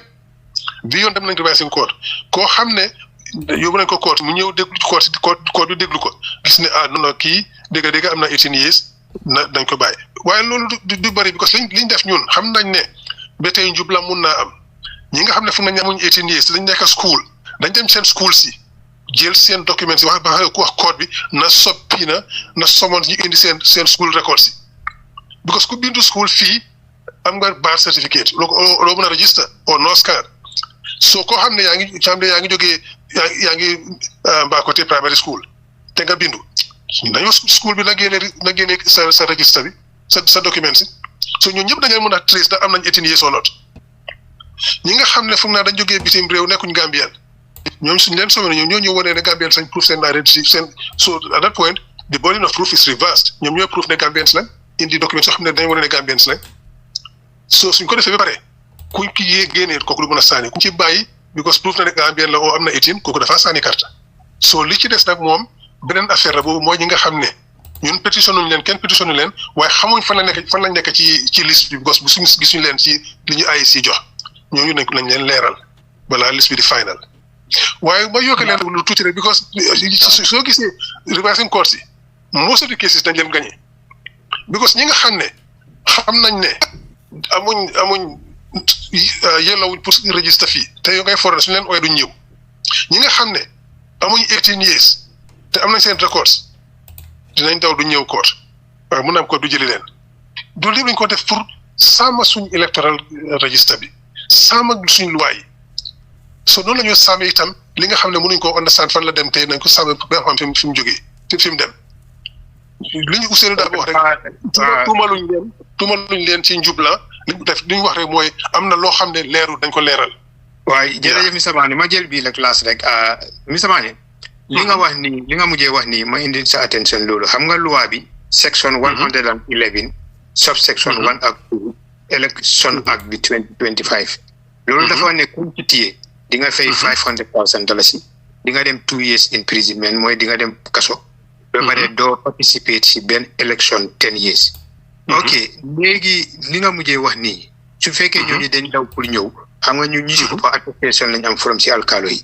so gis naa ñi nga xam ne am na audio bu ma defal dem na viral section bi laa noonu wax di wax ko si soose si olof waaye am nañu tontu ñu ne wamu kuma kuntangolti baawa alkaalo wala président wala koma kuute ba la je so xaw ma ndax waaw ñu ne kuute ba la je ñu ne alkaalo yi président bi la ñoo baak so ñale suñu soo demul suñu ooyee alkaalo bi tamit du dem because attestation si la loolu la gaay am because dama defal audio di wax di living section bi 111 bi ma def ko si soose si olof pour woon nit ñi ñu waxal seen kilifa yi parce que alkaalo yi li si ëppa ñoo yore involve si lii te loi bi lii la wax waaye respond ñëw na si yu bëri yu nga xam ne ko lii ñu ne lii waxi kese la rek parce que lii benn implementation du am ne alkaalo $500,000 si 2 years prison loolu fan la mën a amee soo nañ nit ñi ne ko tegi seen soxla ñoom seen yéene la wax fu mu nekk des na ci court si léegi su court si jëf adjudicaté ne lii before yi si waxoon nañ ko ne alkaali boo xam ne au chef boo xam ne nga tey def loo xam ne di yoon dañ la yóbbu court di nga ñëw ansa soo ko defee you are aiding and abetting an infringement of our laws and you are equally liable because you are an accomplice wax nañ ko ci walaa koy yëpp fii pour ñëpp dégg ko dégg naa sa bos itam so ku ko tax ku tey def ko court bi moo la sentence su la court bi sentence nañ seen ndax Adama Barrow na gàllankoor loolu on na leen bàyyi ñu implement justice te bu ko defut léegi itam décembre Adama Barrow dafaa daanu su daanoo dina implement di laws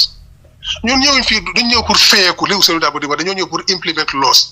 lu loi bi wax la ñu war toppa su code bi ne da nga war a fay $500 o da nga tëdd prison 2 at because nga def loo xam ne du yoon dinañ la ko teg loi bi ko wax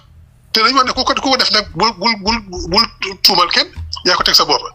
parce que buñ la ko waxee mun ngaa ne du ma ko def am na ay alkaali juri di registré suñu la koy ñu ne defuma ko du ma demal kenn prison gisoon nañ yooyu ku ko def itam ne yaa ko tey soo ko fayut léegi nii oo demuloo prison bu Adama Barrow demee dégg ko layoo réew mi de so loolu is going to be nañ xaar wi court decide and said whether they will stop it or not suñ ko sëbee mooy ñëpp amuñ ci loi bi ci ñoom parce que loolu gis nañ ko lu bëri mun naa ñu try ko waaye they won't get away with it they won't because Adama Barrow dafaa daanu December incha allah. jërëjëf Bura laajte yooyu am na solo lool Bura nekku ne ma fàtte woon mbiri revising courts de dama ne xaaral ma bàyyee leen yooyu tamit bi ko xam naa ne yow tamit di nga si bëgg a laajte yu bari moo tax ma bàyyi la ko waaye fàttewuma ko woon just for the sake of the records waaye jërëjëf Bura sa laajte yi am na solo lool fi mu nekk ñu dal di ñëw si Ibrahima Niass li fi jàlla bari na ma bugg a xam rek ban laajte nga amal docteur Lamin Manneh. waa jërëjëf Alaye Saliou xam naa dama ko defee quick one rek parce que léegi la maa ngi ne si train station bi man nuyu docteur Lamin Manneh di wax dëgg na yàlla di ko gërëm lool di ko sant mënuma compter how many times la ñëw yóbbi waxtu bi ñu ko soxla rek mu ñëw fii li nga xam ne moom la amal Gambian si laaj ko mu wax li nga xam ne moom la si xam ñu ko rafetlu lool di ko sant di ko gërëm léegi man suma question di docteur Lamin Manneh benn rek la maa ngi dégg UDP they calling for a party-led coalition léegi li ma bëgg a xam mooy ndax am nañu leen uyu ci si seen côté boobu leen. yes am na ñu uyu ne dinañ bokk ak ñun waaye ñu ngi am nañ already 4 institutions 3 parties ak benn movement ñoo xam ne wax nañu dañ bokk ak ñun. So more are coming. 2 others have got in touch with us. So ñu ngi xaar bi sometime next week, so am di ñi nga xam ne bëgg nañu bokk ak ñun ñu toog def final meeting ak ñoo ñëpp mun a déggoo ci dara start something ñi nga xam ne because li ñoo wax rek mooy startuñ ko because bu kenn fa dañoo buuli fii dañ bëgg a sampa suñu bopp waaye fi mu nekk li xaar nañ fa almost 1.5 years dara xewut elections are 4 months away foog ñu am flag bearer foog ñu am suñu coalition if we can and I think léegi ñu uyu nañ amee coalition nga may ma rek seen tur yi ma bañ a wax loolu tey fii comme que léegi lañ door di wax te I would prefer ñoom si bopp seen bopp ñu génn wax ko ñoom seen bopp or ñu wax ko together with them so ngeen may ma rek ma bañ a wax loolu for the moment waaye we have 3 parties already and 1 movement ñi nga xam ne ñëw nañu waxtaan ak ñoom so another 2 parties fa nañu join and loolu moom I got it personally waaye dégg naa ne another 2 movements nga boo nañu bokk itam so the list is growing. But what we're trying to do more in the next 2-3 weeks maximum, you finalize, muna start some coalition campaign and everything else. After the program, inshallah. jërëjëf docteur Manneh fi mu nekk ñu dal di ñëw si chairman Baboucarr Mbodj chair su dee yaa ngi fa ban laajte nga amal docteur Manneh. waaw Alaaji Saliou yaa maa ngi gërëm ñëpp yaa xëy na mu xawoon nooy si nii tuuti maa ngi nii liggéeyukaay waaye I hope na is okay am naa ñaari laajte Alaaji Saliou docteur maa ngi laa nuyu yaa di la gërëm and thank you for coming once again laajte bi ma docteur mooy ne before ma wax dara maa ngi leen a ndokkale gàcce ngalaama UDP liggéey bu rafet bi ngeen def pour dem di revising court and it's not about party waaye any Gambian lii la war a def and yaa jërëjëf ne def ngeen ko. Thank you. ñeneen ñi xaw ma ndax dem nañ oo demuñ yaa bëgguma speculate oo wax loo xam ne xaw ma di reason waaye li ma laajte mooy ne su fekkee ne mun naa nekk yéen ñi nga xam ne yéen dem ngeen you have a lot of evidence more than anybody else because loolu moom kenn mën koo dispute is it reasonable pour ma laajte ndax mun ngeen a contact yeneen parti yi ñoom evidence yi ñu am wala dem nañ oo demuñ ñu toog waxtaan ak yéen ngeen xam ne seen evidence yooyu dina mën a dooleel yéen li ngeen am because through loolu noonu I think ne ñëpp mun nañ see win xaw ma ndax loolu mun naa nekk jërëjëf. That's a possibility and it's actually a good idea. ñu ngi am meetings with IEC next week comme ni ma ko waxee ci seen monthly stakeholder meeting. During that time all the parties are represented. So dinañ laajte bi xam ndax am na ñeneen parties dinañ laajte bi foo am na ñeneen parties am na ñu dugal nañ seen petitions su ko defee ñu toog a ñoom waxtaan ak ñoom whether they want us to do this together whether or they want to do it separately. So su fekkee dugal nañ and they want us to do it together we'll do it together because ñun already appoint nañ suñu lawyers yi nga xam ne ñooy dem to prosecute the different cases. So we've got our lawyers all lined up to go to the different regions and to do the work, So ko xamne am nga petition tam nga dugal ko like for example amulo lawyer, we can use our lawyers. Okay, that will make it easier for some people. Or ñi nga so if you can am ngeen lawyers, our lawyers can work together and prosecute joint prosecution. Mën nañ ko def yépp I think that's a good idea. Waxoon nañ ko tammi coalition bi ndax mën nañ ko def together. Initially everybody said yes, but afterwards we didn't see anybody come up and we did tell them that we are going to revising courts. And so nobody came forward, so we assumed that nobody was going to prosecute, to put in these petitions anymore. Because apart from Nyun, the only other parties get them round, Yingis, Moy, APP Sobea and UMC together. They had a joint team. And they went round. And so them taking names. But maybe they have also initiated a process or not. So if they have initiated and they want us to do it together, I think that would be a good idea.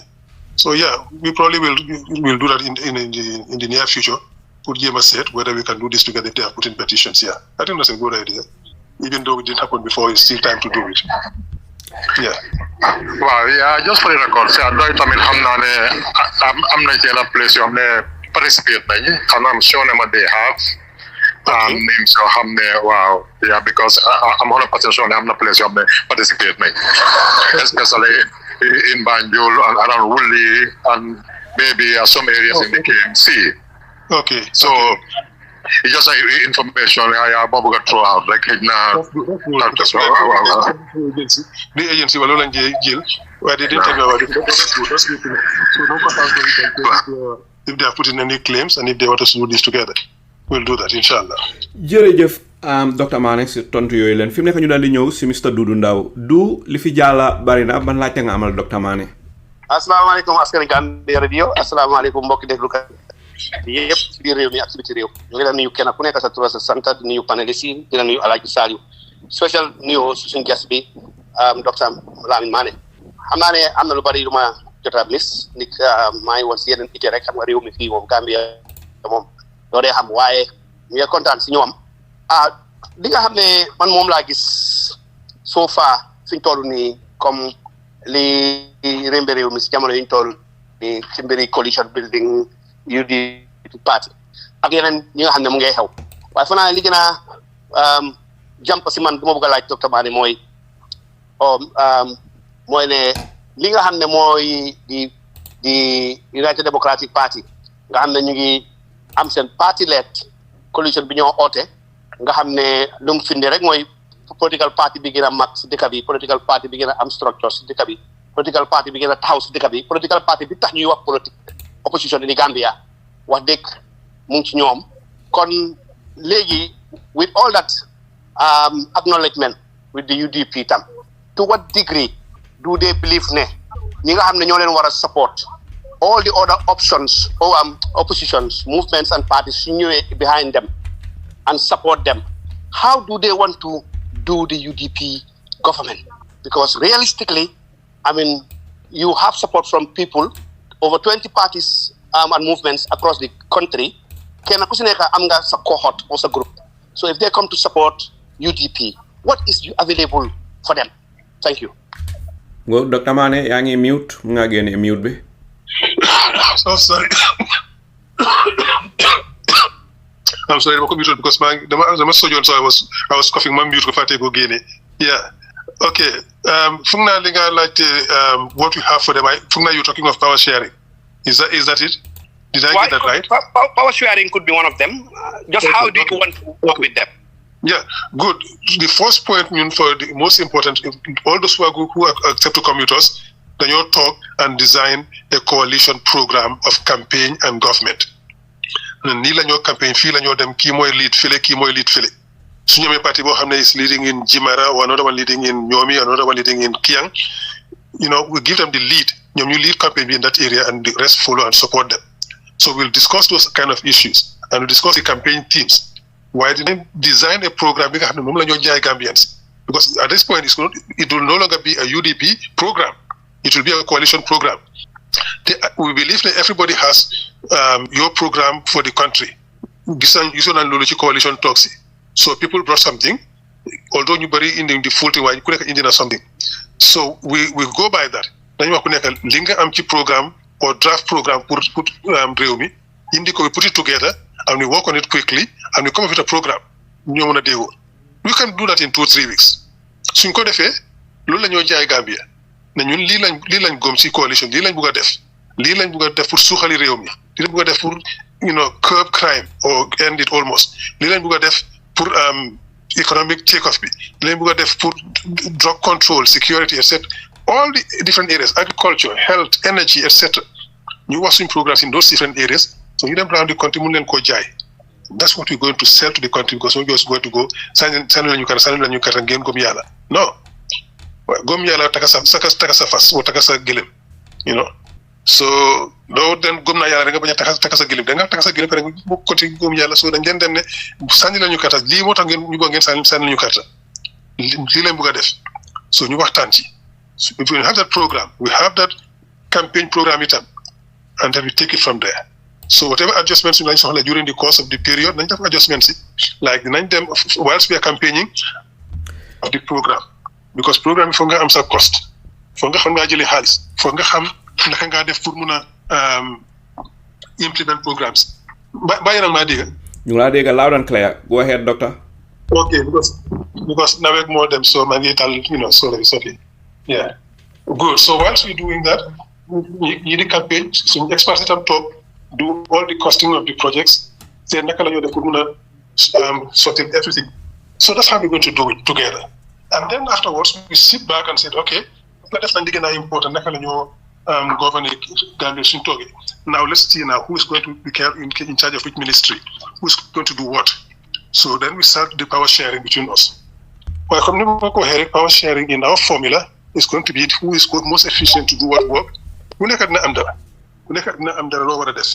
coalition. Why not? Also, we will try to do it within reasonable limits. Like duñ jël ku nekk jox la 2-3 ministries so you can depend on how many people in the coalition finally because we want to have a lean government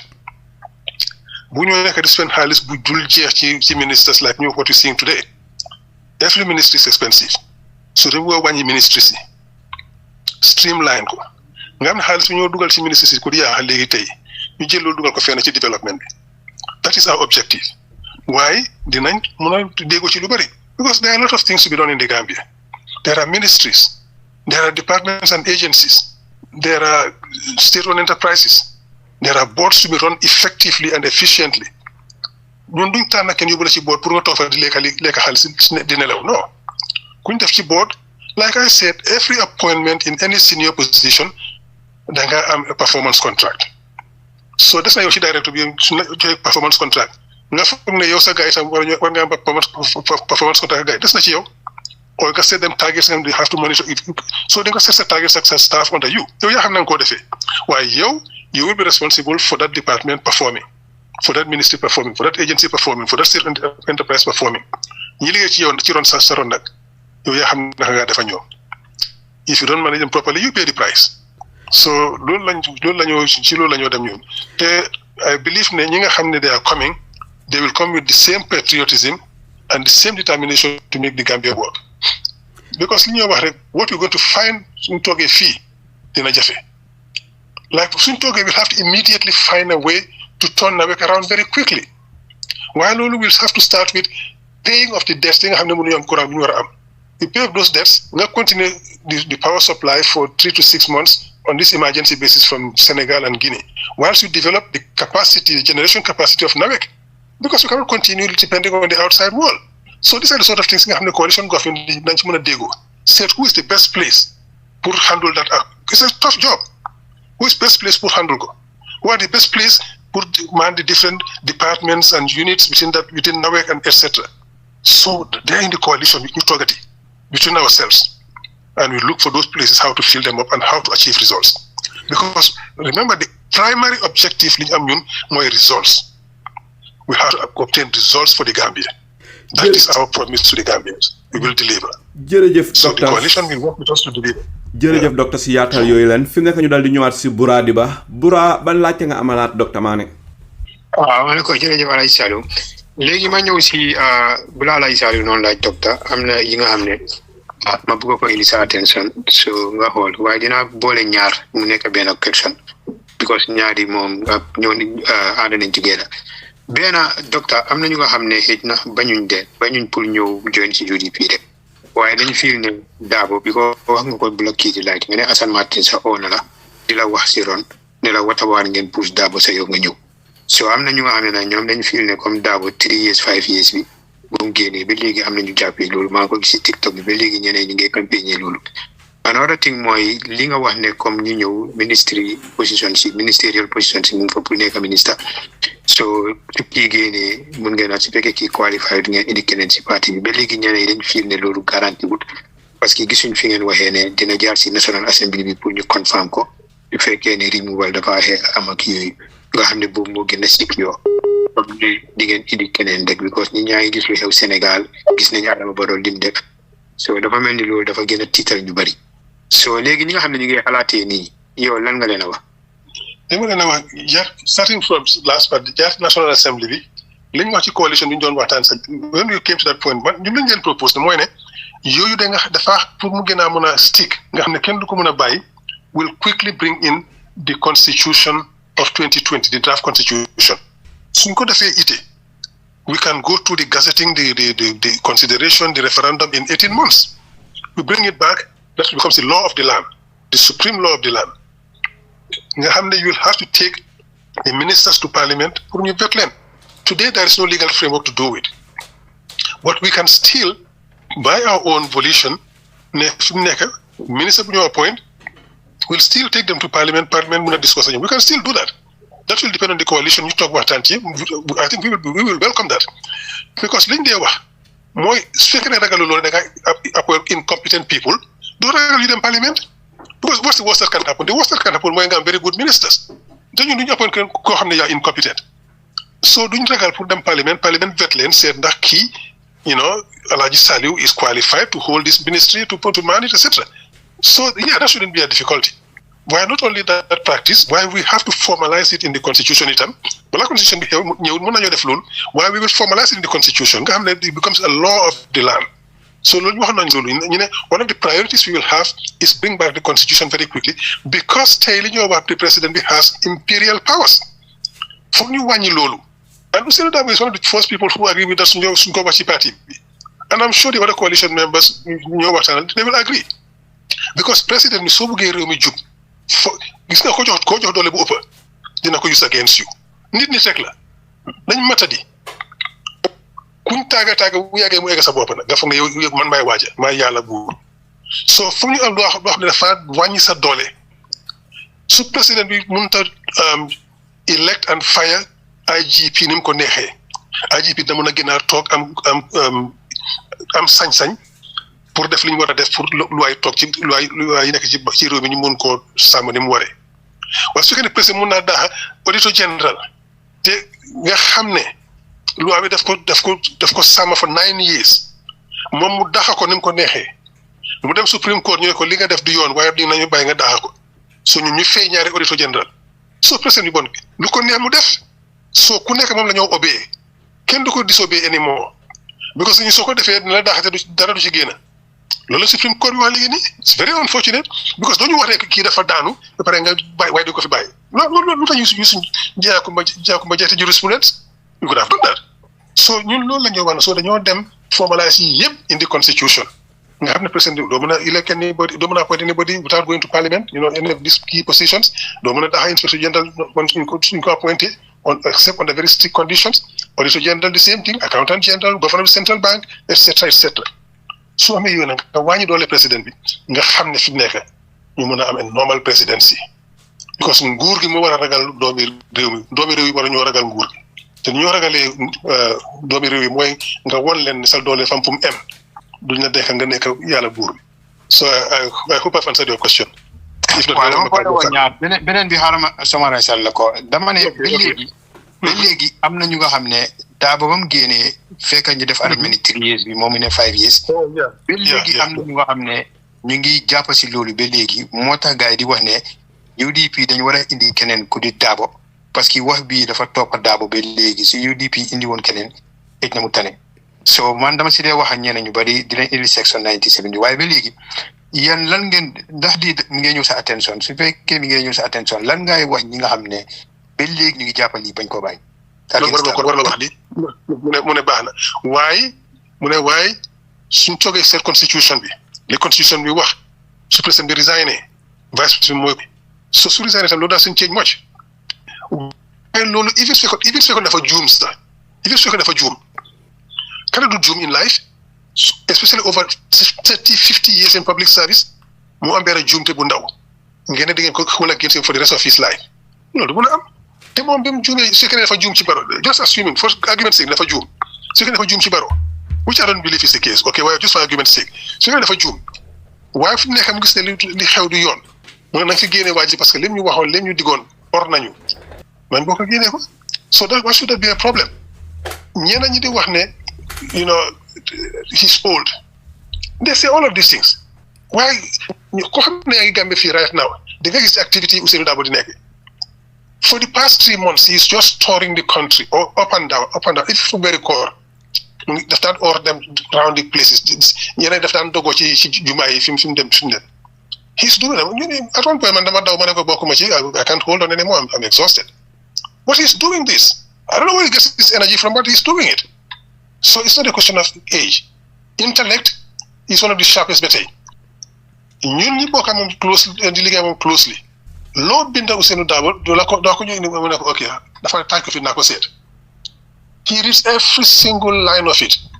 loo ci def xam ne mistake la na ko pick so he's sharp intellectually he has the stamina to run the country he is dedicated he is honest so xam nga suñ bëggut malaaka kay and kay foog naa this man we can't have better than him he has the experience he has the qualifications he is the best trained he is the best most experienced he was a lawyer for 53 years. He was vice minister. Jërëjëf Dr. Manneh xaaral ma indi benn rek ma mayaat ñi parce que ñi nga xam ne ñu ngi criticize man yow si boor boobu laa nekk de loolu lay indi. dinaa la indil ñaar tamit nga tontu Adama Barrow si benn bi beneen bi loolu yëpp ñaari question si yëpp si yow la Adama Barrow wax na ne am na ñu nga xam ne nekkaaguñ government waaye yaatuwuñ because seen kër yi su gaay nekkee di war sax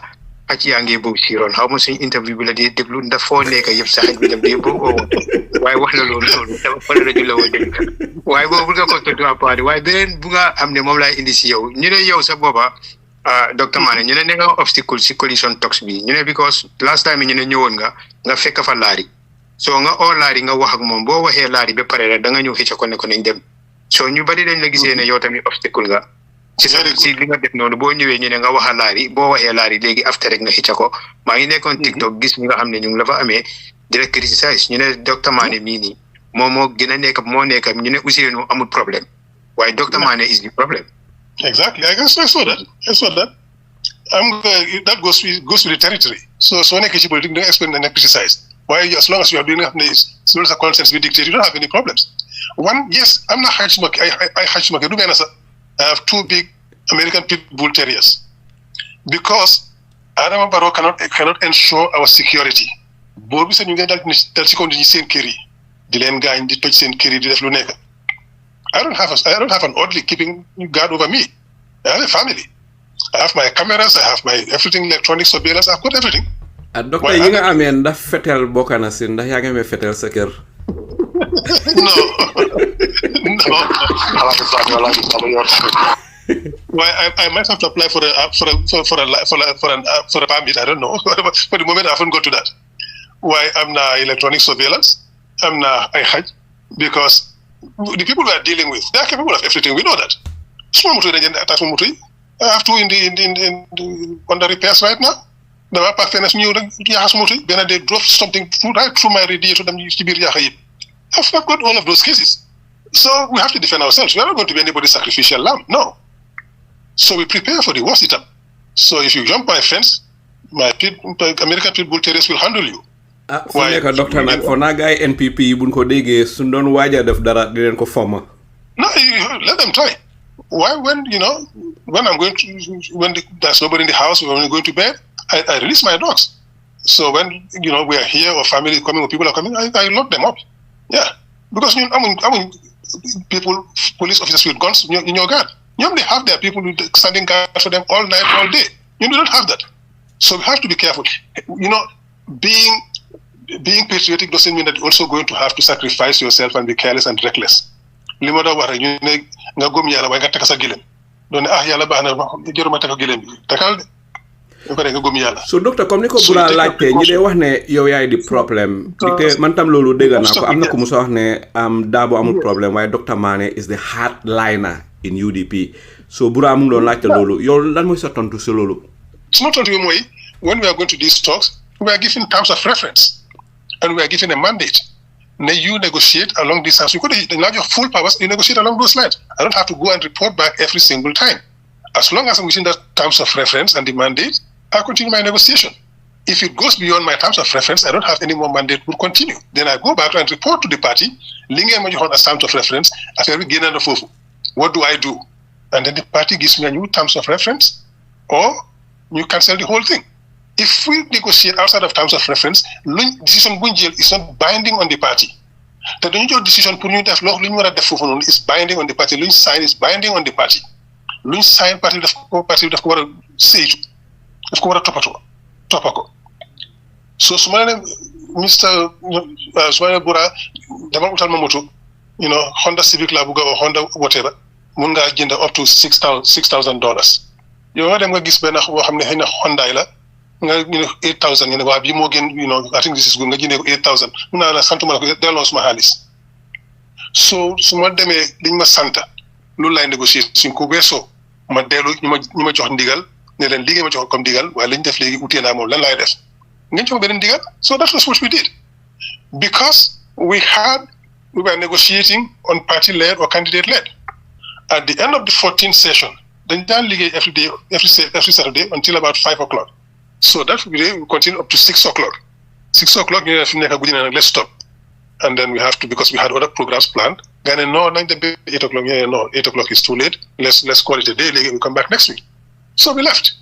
After we left, apparently the meeting continued. And they voted for candidate-led. And we saw it in the press. So we went back to report to our people and said, Limo Hell.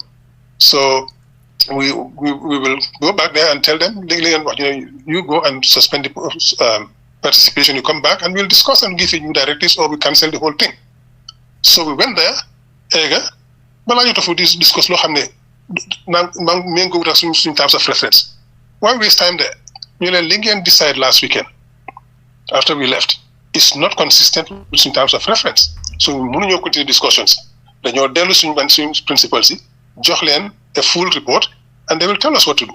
So until then, we are suspending our participation, we are withdrawing. So you withdraw, dem ci parti bi ne leen lii moo xew expliqué nañ ko parti bi ne non ñun li ñu leen joxoon is different from this. Doo leen dellu. We're going to have a press conference and confirm ne li ngeen def loolu la ngeen war a def because loolu lañ leen sant. So parti bi tey gën a def press conference. Gis nga ñun we live on principles. Du ma nekk di jalgati te may ay ñeneen jalgati. Du ma ne ku xam ne li nga war a def loi bi lim la sant da nga koo def bul jalgati loi yi. Mooy wax loolu ku nekk vraiment man ma toog sama ko di jalgati instructions yi ma jox.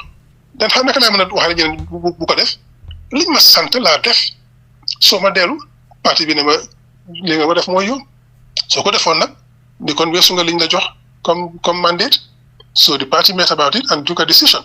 Now we're going to stop our participation because Lee Demotfen is turning against us. The coalition has been hijacked and is turning against us, and we're not going to be able to continue with this. Because so talking UDP with 38,000 votes in 2020, even Binu Sache, with 15 NAMs, with half of the country under our control in local government, Council of etc. We're going to be on the same footing as Kohan Sampana NGO or CSOM 2-3 months ago or 5 months ago, with no proven membership behind him. You are not fair to UDP. One vote each. So that is the way you have Henry Gomez right now in this government. They formed their whatever just before the coalition talks, and they went there and they were given ministerial position. Doing what today? That's what we have. We have in this coalition talks. We respect that. Well, I have to be on the same level as them. That's not fair to UDP. UDP they have mandate to negotiate a party-led with weighted voting. So if you go beyond those, I go back and report to my base. Jërëjëf docteur Manneh yaatal yu am na solo fi mu ne gis nañ ne Jibril egsi na docteur xaw ma nag ndax sa application form bi nga joxoon Jibril ndax sign na ko ndax dafa xaaragum ba élection si dal di jegeñ waaye xaaral ñu dal di may Jibril mu leeral loolu Jibril over to you ban laajte nga amal docteur Manneh. waa docteur jërëjëf maa ngi laa nuyu Buradiba maa ngi laa nuyu Chairman Mbodj maa ngi ko fi gis ak Doudou Ndaw waaye am naa ne léegi moom seen application boobu expire na xanaa ñu indiwaat beneen waaye dégg maa ngi dégg programme bi mu ngi ni moo demee waaye docteur liberal laaj docteur ne ko is a hardliner during the negotiation li nit ñi doon criticize man am na lu ma si dégg waaye biñ ko waxee bi ma ko man li ma wax si forum bi moo nekk ne docteur dafa def li nga xam ne loolu lañ ko sant dañ ko yóoni jox ko ne ko lii nga war a négocier nekkul loo xam ne dañ laa dicté dañ koo bindal ci pen and paper dem ne la am lii nga wax fii rek nga am non magi boppam la te officiel la ci parti bi xam na li nga xam ne loolu mooy seen objectif liñ bugga parti lead loolu moo ko fa yóbbu suñ demee ñu bugga koo kayit loo bugga koo turn around it's not gonna happen nit ku la experience doo ko na man dama foog daa UDP docteur man li ma foog laa foog daa gars yi dañ leen bugga use nga man yaaga naa di wàlloon dañ bugga use UDP because of seen support bi ñu am pour jéem a try pour ñoom ñu am leadership te man fooguma ne loolu right na ndax bi nga nekkee foofu pull and push bi nekkutoon about ne UDP bu mu lead na ngeen dem naka la tuddaati naka lead lañ ko dee ooye individual lead la xaw ma solo lead whatever it is waaye bëggu ñoo dem parti le waaw loolu bi sensed all through the meetings loo xam ne UDP wax nañ ko you clearly see a group ñi nga xam ne they coalesce against around each other. You counted everything we said. In fact, being among that not signing ceremony, that press conference with PPP, we have negotiated something and we're going to sign it later on. Everybody went up in arms against us. Don't make the coalition. The coalition, we sign agree. If sign up in Jarasa, we will just negotiate it. Do muna am, do ga fili again, fili wa lu nek. Take the coalition. We have NUP, Keba Madi, Aganu. They signed a coalition agreement between them. Gambia for all, entity Usman Gajigo, they signed something between them. Ñom ñi nekk ci coalition bi fofu nonu di waxtaan. Ñu ne biñ dégg ñun we negotiated with PPP. 9 of them came together ñom itam signed a mini coalition between them. In fact, that's not a mini, that's a mega coalition. 9 or 10 of them, 9, 10, sign something between them. But these are the people who always coalesce against why you for talk, because somebody has to be the adult in the room, and what we want to do is to unite. Was for them, but can do you what the belief is not right. Tenifone is hardline, they are entitled to their opinions. We work on principles. Principles are in Kujalgati.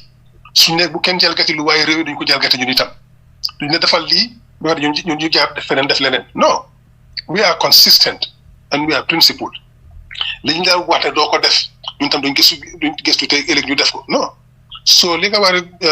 loolu la liñ ma jox ci mandate ci la am fa la négocier fa la am. So sakka bi mom comme ka nga def mako wax fi mako wax way Alaaji Saliou waaye docteur léegi tam ma laaj nag bii moom dama ko laaj deliberately ndax foog nga ne seen alliance boobu bugga nañ lawyer Darboe jiite leen ban alliance su fi nekkoon waaw négociation boobu non woon lawyer Darboe jiite leen bëgguñ lawyer Darboe jiite waaye il faut bu UDP jiite sax ñun dañ bëgg ñu indi suñ militants yi suñ structure si indi yëpp jébal ko keneen loolu naka laa mën a amee. That cannot happen. So if you are honest with yourself, coalition is always the biggest party that leads the smaller parties rally around it. Suñ toogoon tey ñu ne waaw ok nangu nañ jiital APP Sobeya suñ militants yi duñ sànni carte lu tax ñun ñoo fi ëppa lu tax ngeen toog di ko jox keneen why not us duñ sànni carte next door Sénégal fii Pastef moo jiitu woon smaller parties yi bokkaa ñoom ñu sànni carte and went ahead. ANC today is leading a coalition in South Africa. They are the biggest. They have 9 parties working with them. Kenya Kwanzaa, it's the same thing. The biggest party more lead, the others follow. And have it all over the world. Them and India, BJP, they are leading a coalition. And the biggest party, BJP, more lead. Anywhere you look in the world, that's the way it happens. The big party, a small party, so quality and quantity. We have quality, we have quantity. So we're not going to do it. It's as simple as that. So guys, they can jump up and down. I'm not your coalition. There are certain things worrying over because so to get coalition, they can discuss it should stay there. Why I'm not feeling for this? So you cannot accept that. No.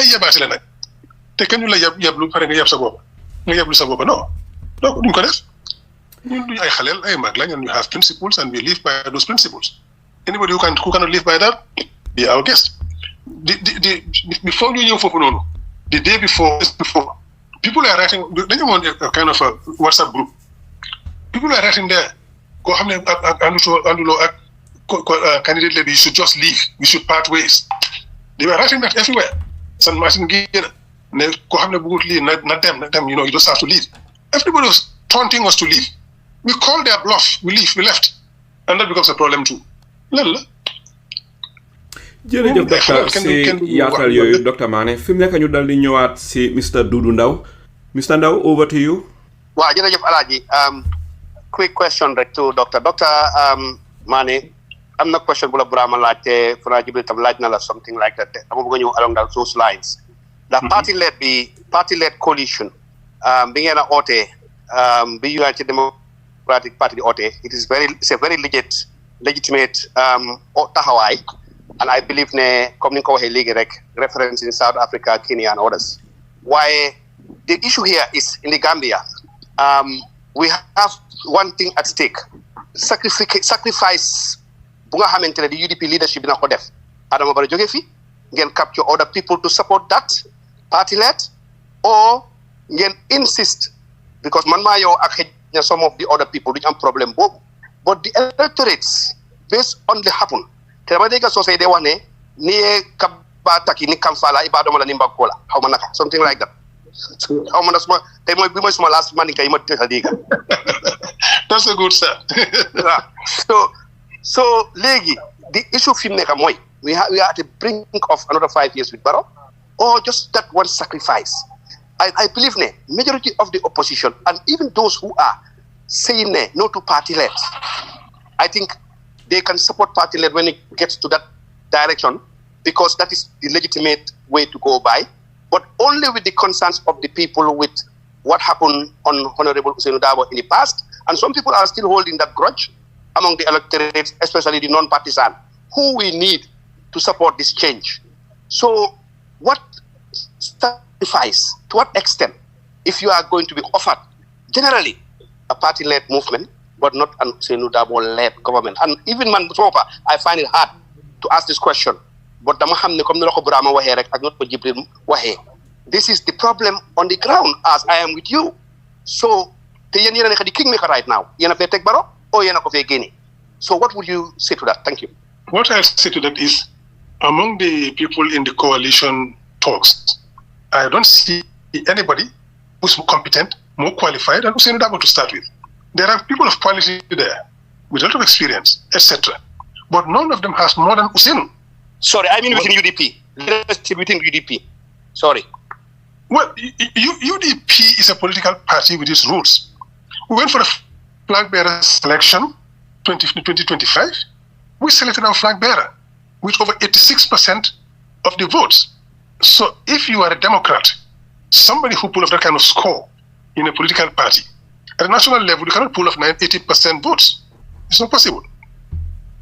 But if you get that in a political party with a smaller environment, smaller group, who am I or Larry or anybody to say Ousainou should not lead? Why would we accept that? I told you, San Martin, put that to Larry and I. That's off the table. We are Democrats and we are loyal. We are loyal to our party. We are loyal to its workings, and we maintain Ousainou as our flag bearer. Anybody who's not happy with that, it's too bad. We want to bring people on board. We want to work with people. But we are not going to sacrifice our principles also to bring people on board. Because if you start compromising your principles, you end up having nothing and you'll die for nothing. We will stick by our principles. Lii lañ wax Gambia, lii lañ jaay Gambia. Ñun ay borom kaddu lañ. Ñun duñ or kenn. Ñun duñ jalkati loi. Ñun duñ def loo xam ne dinañ jël ak yelle fi keneen. Luñ def dañ koy yelloo. Ousainou dafa yellow position because ñoo ko sànnil carte mu win. Why, Doctor, what? Yes. What level of compromise, politics compromise and consensus? What level of compromise and consensus is UDP willing to give to the Gambian people at this stage? That's my question, really. Let's take one, because the flag bearer as Ousainou as flag bearer, we're not compromising on that. Why? Let's take, for example, Ousainou he's just going to run for one term, and he's been saying this since 1996. Run for one term, put the country back on track, and hand it over. We continue the work. So that is already a huge compromise. One. Two, when we have a coalition which is party-led, the program of government is going to be defined by all of us, and we're going to run this country together. The ministers will come from the different parties and the different movements that are with us, and we run this country. And I think everybody can take Ousainu's word for that. So let definitely niti kadula. He wouldn't give you his word and won't do it. So let your kadu na lila your def. Everybody can take that to the bank. So that's another big compromise. We become flag bearer. We have a large base. We mobilize that base, and we mobilize your bases. In addition, we put it together. We have a big win, and we overwhelm Barrow. Why do you want to subvert that? Why can't you accept the evident pathway to victory? Because the evident pathway to victory is working towards with UDP, because we have the biggest base, etc. You try to be modest, while sometimes you have to call a spade a spade. That is reality. Why can't those people work with? And the thing is, they are a small minority, but they are so vocal, they think that they own the country. They don't.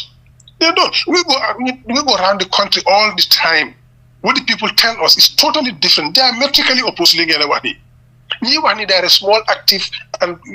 partisan majority, minority. Why they should also learn to compromise? Why is only UDP going to make compromises? What we are saying is, let's work together and save this country. Look, what we've been doing since 2021. We are practically the only political party that's still on the ground and has been working consistently day in, day out. 5 years I did not take leave. The same applies to the same applies to so many other people, Ousainou included.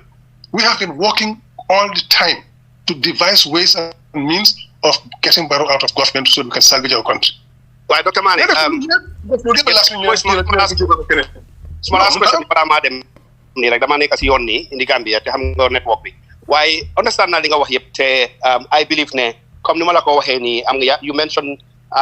hiring it. I'm sorry dégguloo ko fii first. You find it everywhere, but not as much as you expected to hear it. But the question, the point in the mooy,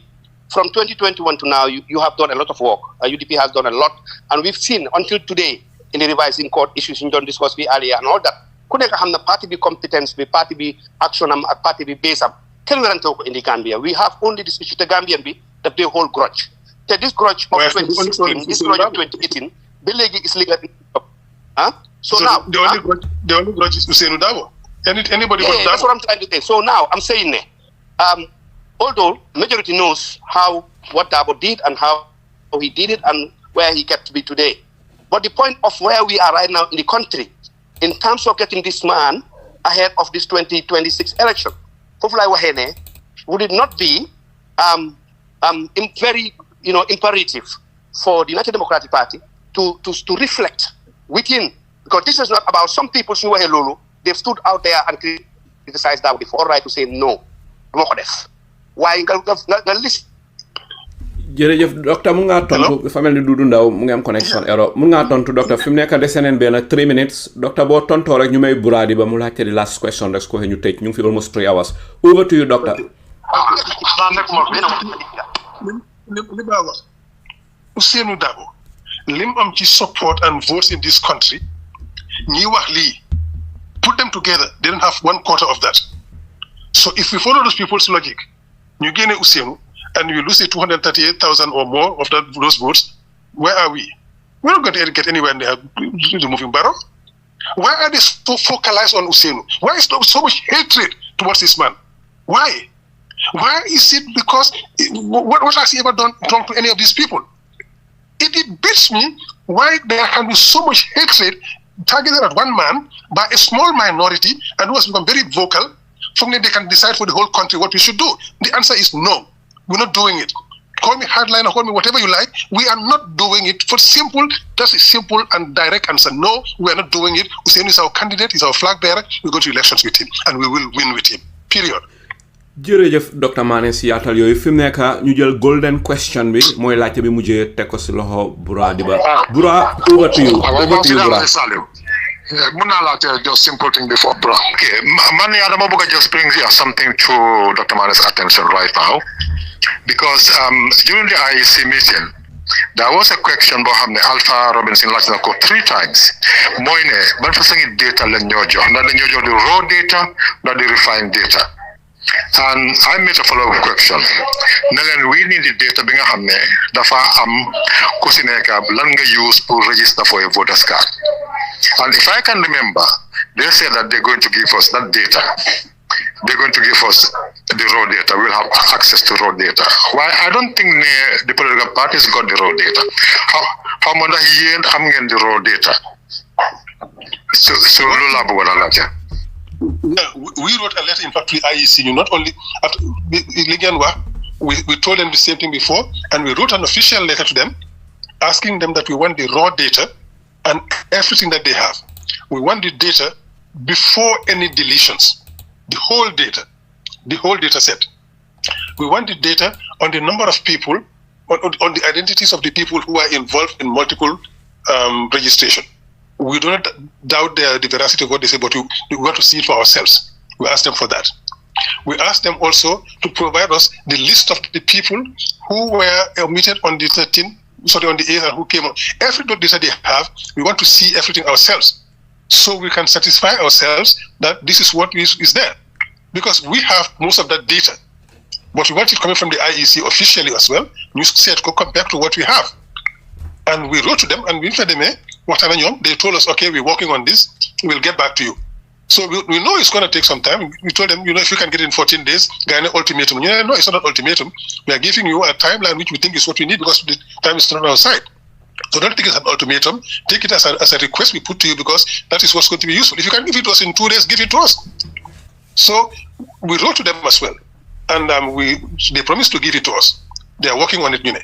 So in the next coming meeting, I'm sure you'll be there, Alpha Yip, and all of us will be there. If we don't have it before, we'll ask them again and get a commitment, because we need the data. The data is public property. We have to get it to be able to control. All that we've been doing so far, is because we have access to data. It's because we have our IT systems, and we crunch the numbers, we crunch the figures, we crunch the details. That's how we get them. If they give them to us, we'll crunch it to do the same thing. Like, for instance, what we have now, that allowed us to go to a revising course. It made it even easier for us, because we look at the pictures of the people who are taking as minors. So when we say there's no doubt these are all minors. But because we have the data, if we didn't have the data, we couldn't do it. We couldn't be so reassured. But there are other things we need also. We need the full data. And yes, I support your point of view, Alpha Robinson, and we're going to do the same thing. We're going to keep pushing, and IEC should give it to us, because we are all entitled to it. What they keep saying, they are working for the Gambian political parties and the Gambian electorate. So let's do it that way. So we all insist on that we have that data. We all need it. Yeah, I absolutely agree. jërëjëf Dr. Manneh fi mu nekk ñu dal di ñëw si Buradi ba Bura golden question bi teg neen ko sa loxo ak caabi bunti kër yi fi mu nekk over to you Bura.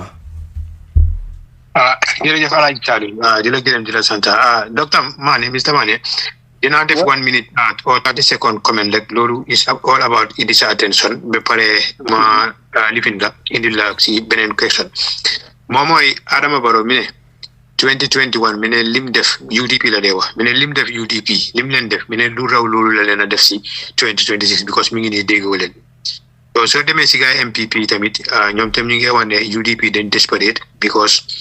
TSC groupe yi ku oo nga dem uyu ji leen so Dema Mari Sock mu ngi fi woon sax mi ne moom bu ko Assane Martin ñoom Assane Martin ooyee seen CMC boobu mu gis ne Assane Martin was back mi ne dafa reject loolu mi ne because lan moo waral groupe yi kii oote fale kii bokkoon fii benn dafa ràññee kii dem fale na le te loolu tamit gis naa ñu bëri ñu ngi ko wax ñu ne UDP liggéey withdraw nii ñu ne loolu ñoo ko indil seen boppa because Assane Martin am naa dinañ ko fi am mi ngi woon paak ñu nga xam ne ñu ngi woon si beneen groupe ñu ñëw ootewaat beneen groupe yéen tamit ñu ne ngeen dem fa ñu ne leen loolu fool bi ci yéen la gaa MPP ñu ne loolu soo ko xoolee UDP dañ desperate loolu moo tax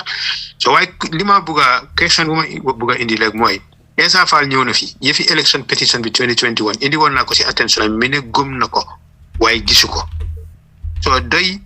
amuñ information about election 2021 li xew te Adama Barrow li moo wax nii soo ñëwee si UDP beneen xalaat moo fa nekk based on evidence yoo leen am so suma question bi mooy Mbodj a ngi nii Mbodj wax na la ko te Mbodj doy la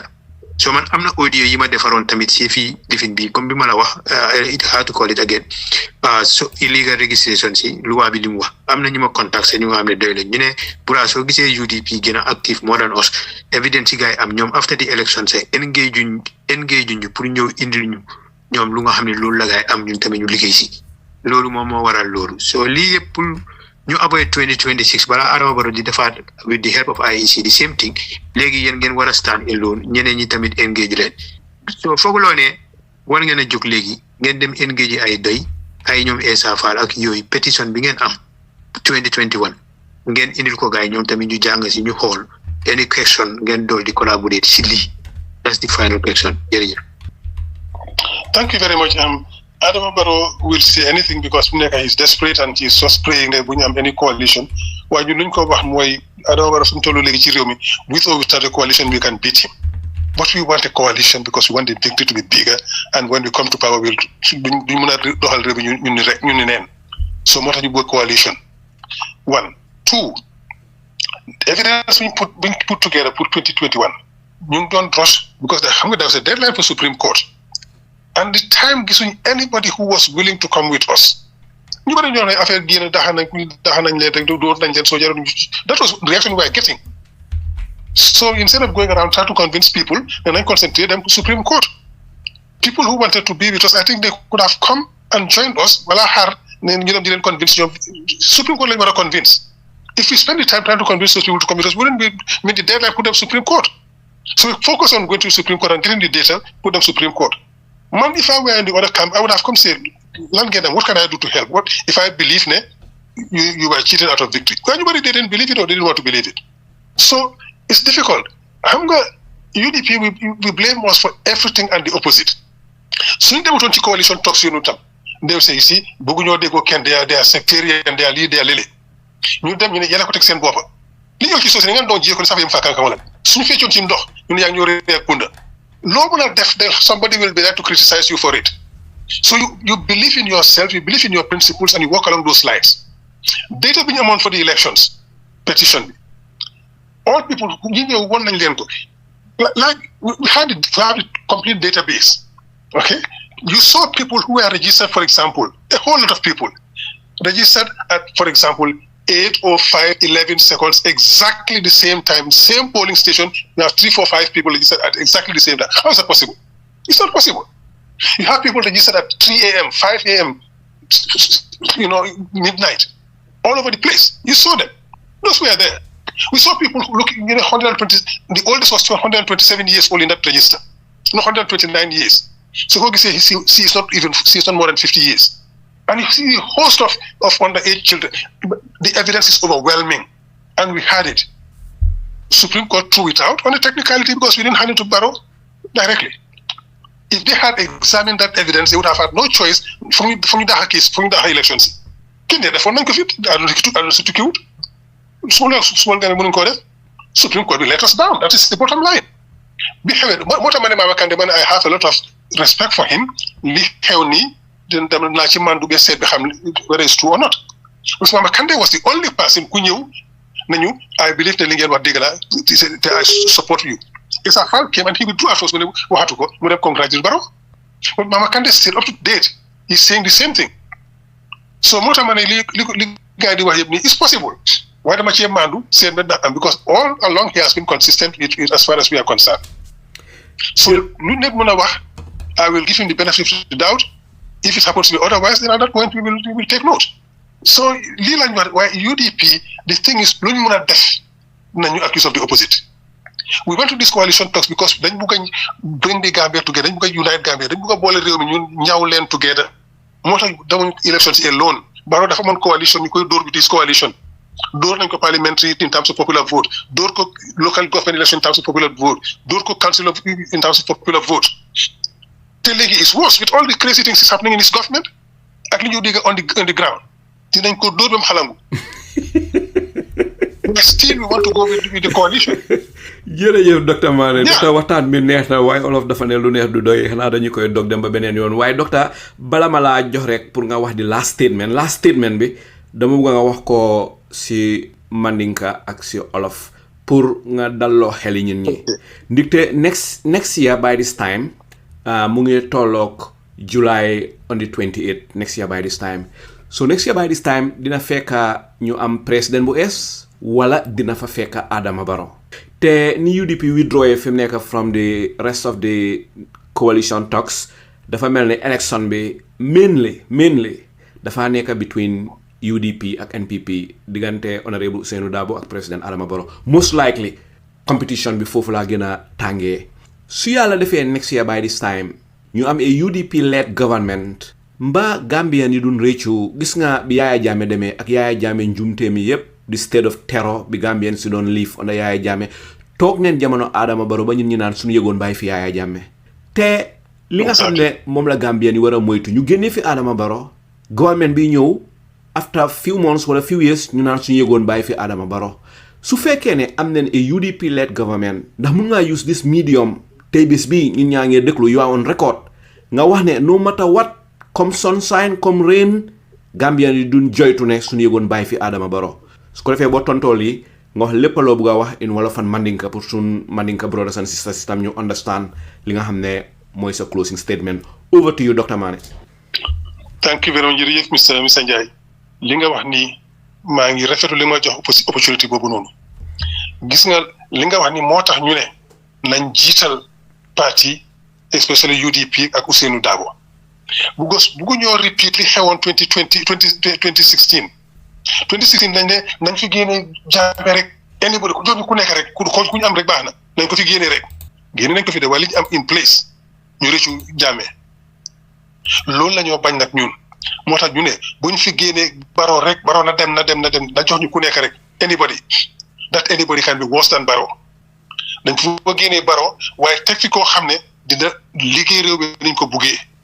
yóbbu ko fi ñu ko bëgg mu dem te mun nañ ko gis nga booy ñaan yàlla doo ko ne may ma lii rek lii laa bëgg da nga ko war may ma ko nga may ma ci jaama nga mu jig ma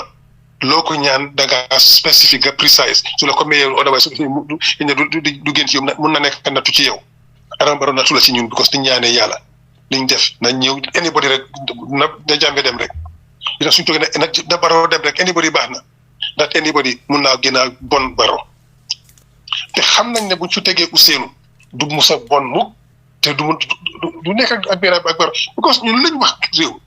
suñ toogee lañ plan te suñ amee coalition te nañ am coalition da teg ci table lañ prépare ñetti weer yu njëkkee lan la ñoo def boo suñ priorité juróom benn weer yu njëkkee lan la ñoo def at bu njëkk bi lan la ñoo def dañoo nañ ko de short medium and longer term suñ ko defee def ko ni mu waree ak ñi nga xam ne ñoo mën a ñooy liggéey ak ñun ñu déggoo ci lépp ni ñoo liggéey réew mi duñ ko mos a rëccu for exemple suñ toogee xam nañ ne nawet problème bu dul jeex la ci réew mi juróom benn fukki at mënuñ koo solve ñun ñu ne suñ toogee ñetti weer yi njëkk yi dinañ fexe seen bor yi dafa bu ñu amee ñu fay ko ñu ko mën a ñàkk a fay te duñ mos foog ñu am courant te duñ mën a am courant ci ñetti weer yi ñu fay loolu am courant ni mu waree pour réew mi mën a dem ni mu waree yéen ci ñetti weer ñu door a liggéey pour mën a am suñ own generation capacity xëy na ëpp ñetti weer na dem ba juróom benn weer ak yoonul waaye nañ door liggéey foofu seet bu ñu am courant bu doy di yokk naa yokk suñu generation capacity ba duñ ko soxla jënd feneen again insécurité yu fi nekk man yomb na moto yu bëree ngeen doon fii ministre si yore ak jëlal yooyu yenn yi nga jaay ko oxygen leen li nga ci am xaalis bii ñu jox ministre fii di dee ndawal li ñoo fee xaalis du jeex jël leen nga wàññi leen jaayal yenn juróom ñetti fukk ak juróom ñaar lañ jëndoon pour OIC bi fan lañ nekk ñu ko tasaare fi ñu ko caaxaane jaayal genn wala nga mën a ko jaay nga jël xaalis boobu noonu génne ko moto pour security services soo jaayee loolu mën nga ci am ñaar téeméeri moto su ci amee ñaar téeméeri moto ñu ne ñoo ko jëlee woon 12.27 million 12.25 million soo ko oxyné tey lu mu néew di ci am 7-8 million su jaayee 50 da nga mën a jënd 200 vehicles pour police force bi for exemple xaalis bi ñoo dugal di dugal pour ministry of interior for all the time soo ko jëlee nga dugal ministry of interior one of jaamee résidence yi ñu nangu nga bàyyi door stop di fay luwaas xaalis mën ko dugal ci install cameras in strategic areas pour control crime soo ci lu gaaw Gambien si gis ne crime baa ngi wàññeeku drogue bi mu ngi génn ci réew mi courant mu ngi am yenn fànn yi nga xam ne ñu fa yàq xaalis ci tukki bu dul jeex ministre si duñu am ci réew mi ñu ngi tukki rek nga wàññi jël ko jënd ko engrais dimbale béykat yi jënd ay machine dimbale ci béykat yi jël par budget bi nga budget bi ñoo vote December ñoom dañu ko implément ñu ñoo ko implément yàq yi ci nekk ñu wécci ko jël xaalis bi jënd dañ jumtuwaay pour liggéeykat yi ci tool yi ñu mën a am duñoo dundale suñu boppa school si suñ xale yi nekk di fii ñi ko kenn koo xam ne baadoola nga léegi doo mën a yóbbu sa doom university soo amul ku laa dimbale from diaspora or somewhere else xale yi nekk di jàng ay university fii te baadoola ci famille baadoola jógee li ci gën a bëri diaspora bi koo fay mun nañu ci ñun jox leen scholarship ñoom itam nag gis nga moto government boobu yi gaa jënda nii su jaayoon fukk nga fayal scholarship 2000 kids ci university so yi ñoo war a ceeñ te duñu am pour lebi xaalis ooy dafa bëri te yooyu nag pour ñu def ko foog nga am koo xam ne dafa am ittee réew mi koo xam ne dafa bugg a wécci li ci réew mi xam na ne nguuta lañ nekk foog ñu génne suñu bopp ci nguuta googu noonu te ñu koo def ñi nga xam ne pare dañoo liggéey maa ngi ko doon wax ci beginning programme ma ne koo xam ne buggaloo liggéey fukk ak ñaari waxtu ci bés bi bul bokk ci government bi parce que suñ koy fekkee ci liggéey ñëppay liggéey nañ ñaan jabar yeeg doom yi ñu baalal ñu ci first few months yi sa jëkkër suñu biwul ñëpp si within time del dimbale ñu uti wut seet mu dafaa liggéeyal nguur gi ñëpp dañ xam loolu parce que dañoo liggéey waxuma civil servant si de maa ngi wax top authorities yi ministres yeeg directeur dañ liggéey foog ñu sotti foog ñu leeral lépp ñu audit xaalis bi sàcc dinañ ko delloo si ku lekk suñu xaalis yi ko goxi suñ ko jëlee boole ko ci li ñoo def nii li ñoo liggéey ci réew mi kenn du rëccu Barrow waaye loolu dafa nekk koo xam ne dafa jub koo xam ne dafa ragal yàlla koo xam ne dafa bëgg réew mi ak doomi réew mi te duñ nekk di làmbatu seet xëy na kii dañ koo xam ne xam nañ ne mun na ko am na caractère bi jub na am na intégrité borom kàddu la Ousseynou Dabo yëpp loolu la ci mu ngi ci moom soo ñu liggéey loolu wane na ko ci réew mi su loolu lañ bëgg moo tax ma ne buñ choose anybody nañ choose koo xam ne dina mën a am results soo suñu gisalee UDP not only duñ ko ci dañu ne suñu yegoon li war ko def bu yàgg I can promise you that Mr. Ndiaye loolu dana sedda xool waaye docteur ñu ngi laa ñaan rek xam naa ne waxtu bi jeex na waaye ñu ngi laa ñaan rek nga wax dara si Mandinka pour suñu Mandinka brothers and sisters yi nga dal di tëjee foofu nañu am coalition pour def loolu Mr. Ndiaye bi mu fa teg 2016 kun kole ko baro jamma ita doron momo na rabe tayar bani be ala dan le ka dan le kula ay koy lafta ñu ne la soñu ne yakay ñete nga dan ko ay jamme bo di jan doron jamme bo ta jang mi se jamme no to jabe ta jammeti bin ka min fo baro e bo jang mbari nga fere kan mo se mi yalon ko te kala ko jamme tare ko la nga na fa he kan bulo ko ni nga ko jamme tu jang o manya na kala adu ni nga UDP no senda ko tambindi indi la coalition o wote kala moto sile bulo bu dafa ni nga lo nga japp nga barotu janno mo ma si worati so be to ko kato bi beke la sala yimban ko e kana kuru yaye bang sunya ro e bang mo le kuran sotono e yeso sotono e do ko do mo sotono nyama nen to sita masakunda ko to bi tiyabe ko tulo kam to mi nana e sanso e nyim vi e to bir islamic conference bi nana njang mo to tanseni woro la sang kilo million tannen fulani wuli kemi fula tawro wala ne lulu wuli tan million tannen fula wuli kemi fula wuli tan wulu wuli tawro wala ne lulu ni nga wulu wafi bi xani nga tan lulu wafi je si police sanu masa police station base moto kemi fula sanu police le pour ikata round pour kure ba ko kan crime yetala si o kenole si ginde wala karamo jono university bi kar bi moma di wa karamo university fuaro ni ma mosul diaspora wala plateau bele dino karamo jola ata karan wuli tannani wuli tallu di ba jono ni ma ko fuaroti to do le sama sanu be ma aussi yo jola nyaadi wata scholarship dino dino le karangi ji ko do be katinya bi ni tawa bambalo ni mitim bambalo ministre bi ka do ko kanyi banko kan sai ni nga be buruka wala nga tala kendeke o kodo nga tanga jabba do sa sele lali nga sidolu sang ñin 2026 ba jotam mi na mi kala December to le ba tamandila inshallah mba be falinale nga joro sam sele lali police se no keno nyame bu ko kati do ko wala mo siba ko kan ate mo batandila kuran be sura sa man ko soto no fugo kuran soto de andu dabek nta keno la kuran do fay katabake sumbe min kala mi kuran mi nyanta jola yuro min bela ferete nje fu nga joko tege mais jonjone ya beti yala do mbe nawe la julo jolale kuran san ko tege ba ko monta so no kuran soto nyama ka tumbi ka soto nyama bi julo bela julo ba balo ka ko do be sunya nyoko wala da kuran soto no do julo jolale kuran san nyama na kuran soto from banta kar sa bakar woro ni yato wata mbe nawe do ku kam pour ka kuran soto fay mani na kuran san da banta ko tege sayin sami taw woro ni kilin do ku kile ko ntol be bolale bara wo abe wati nin tala bara folo be kala kuran san kana ba ko kuran soto na do ko kuran soto fay seno be wala nyama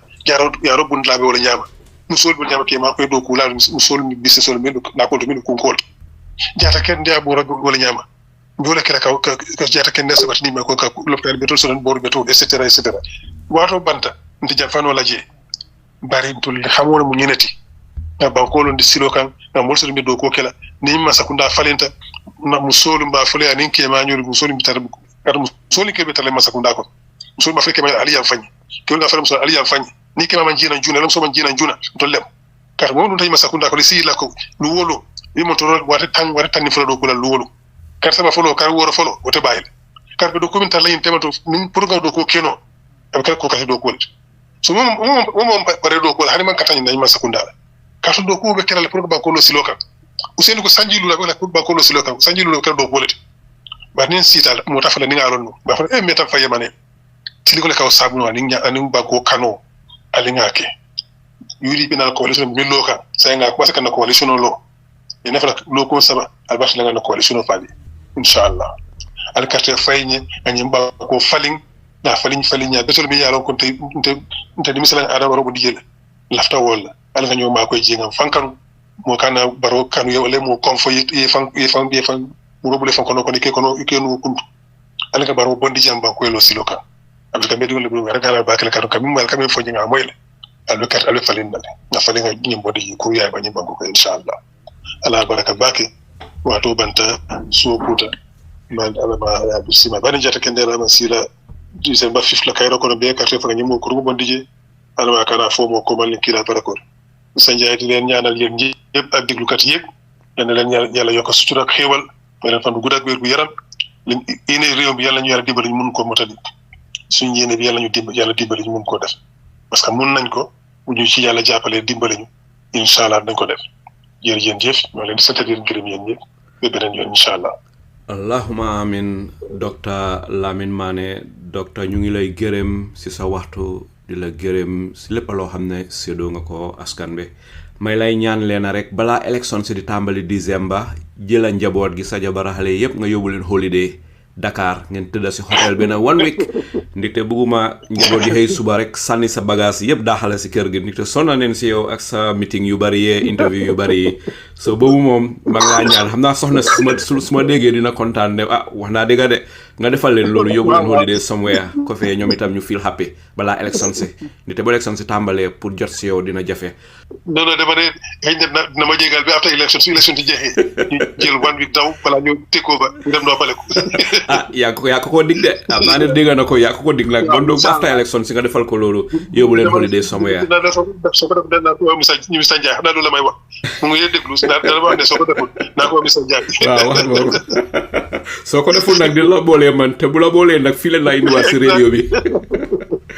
jërëjëf docteur Manneh ñu ngi laa gërëmande gu amul apa ñu ngi gërëm Buradi Ba Sey Ibrahima Niass suñ chairman Baboucar Mbodj Mr Doudou Ndaw ak Jibril Fadia yéen ñëpp ñu ngi leen a gërëm si seen contribution si radio bi waaye not only si radio bi waaye si réew mi foog naa ne Gambian yëpp ràññee neen AG panelist yi li nga xam ne moom la ñoo contribute si réew mi mbokk yi tedda yi Olof Njaay dafa ne benn loxo du tàccu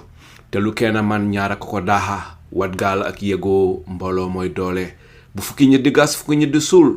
pour ndabaay bari rek waaye pax du mun a am ba ndoog fi la waxtaan di dal di am fi mu ne du def lu dul dal di ëmba lépp loo xam ne docteur Lamin Manneh waxtaanee na ko fii boo lekk li nga xam ne moom la fi AG panelist yi wax dal di leen ko jébal bàyyi waxtaan yi mu continuer daw si seeni xel yéen Gambian yi yéen yéenay attekat yi nga xam ne yéenay atte lépp loo xam ne dégg ngeen ko si waxtaani tey bi di leen gërëm di leen santa del leen dimbalab yàlla wàcca si réew Gambia ba illaa yow mi diin seeni mbokka Saliou Njaay salaamualeykum wa rahmatullah wa barakaatu waahiru daawaana an alhamdulillahi rabbil alamin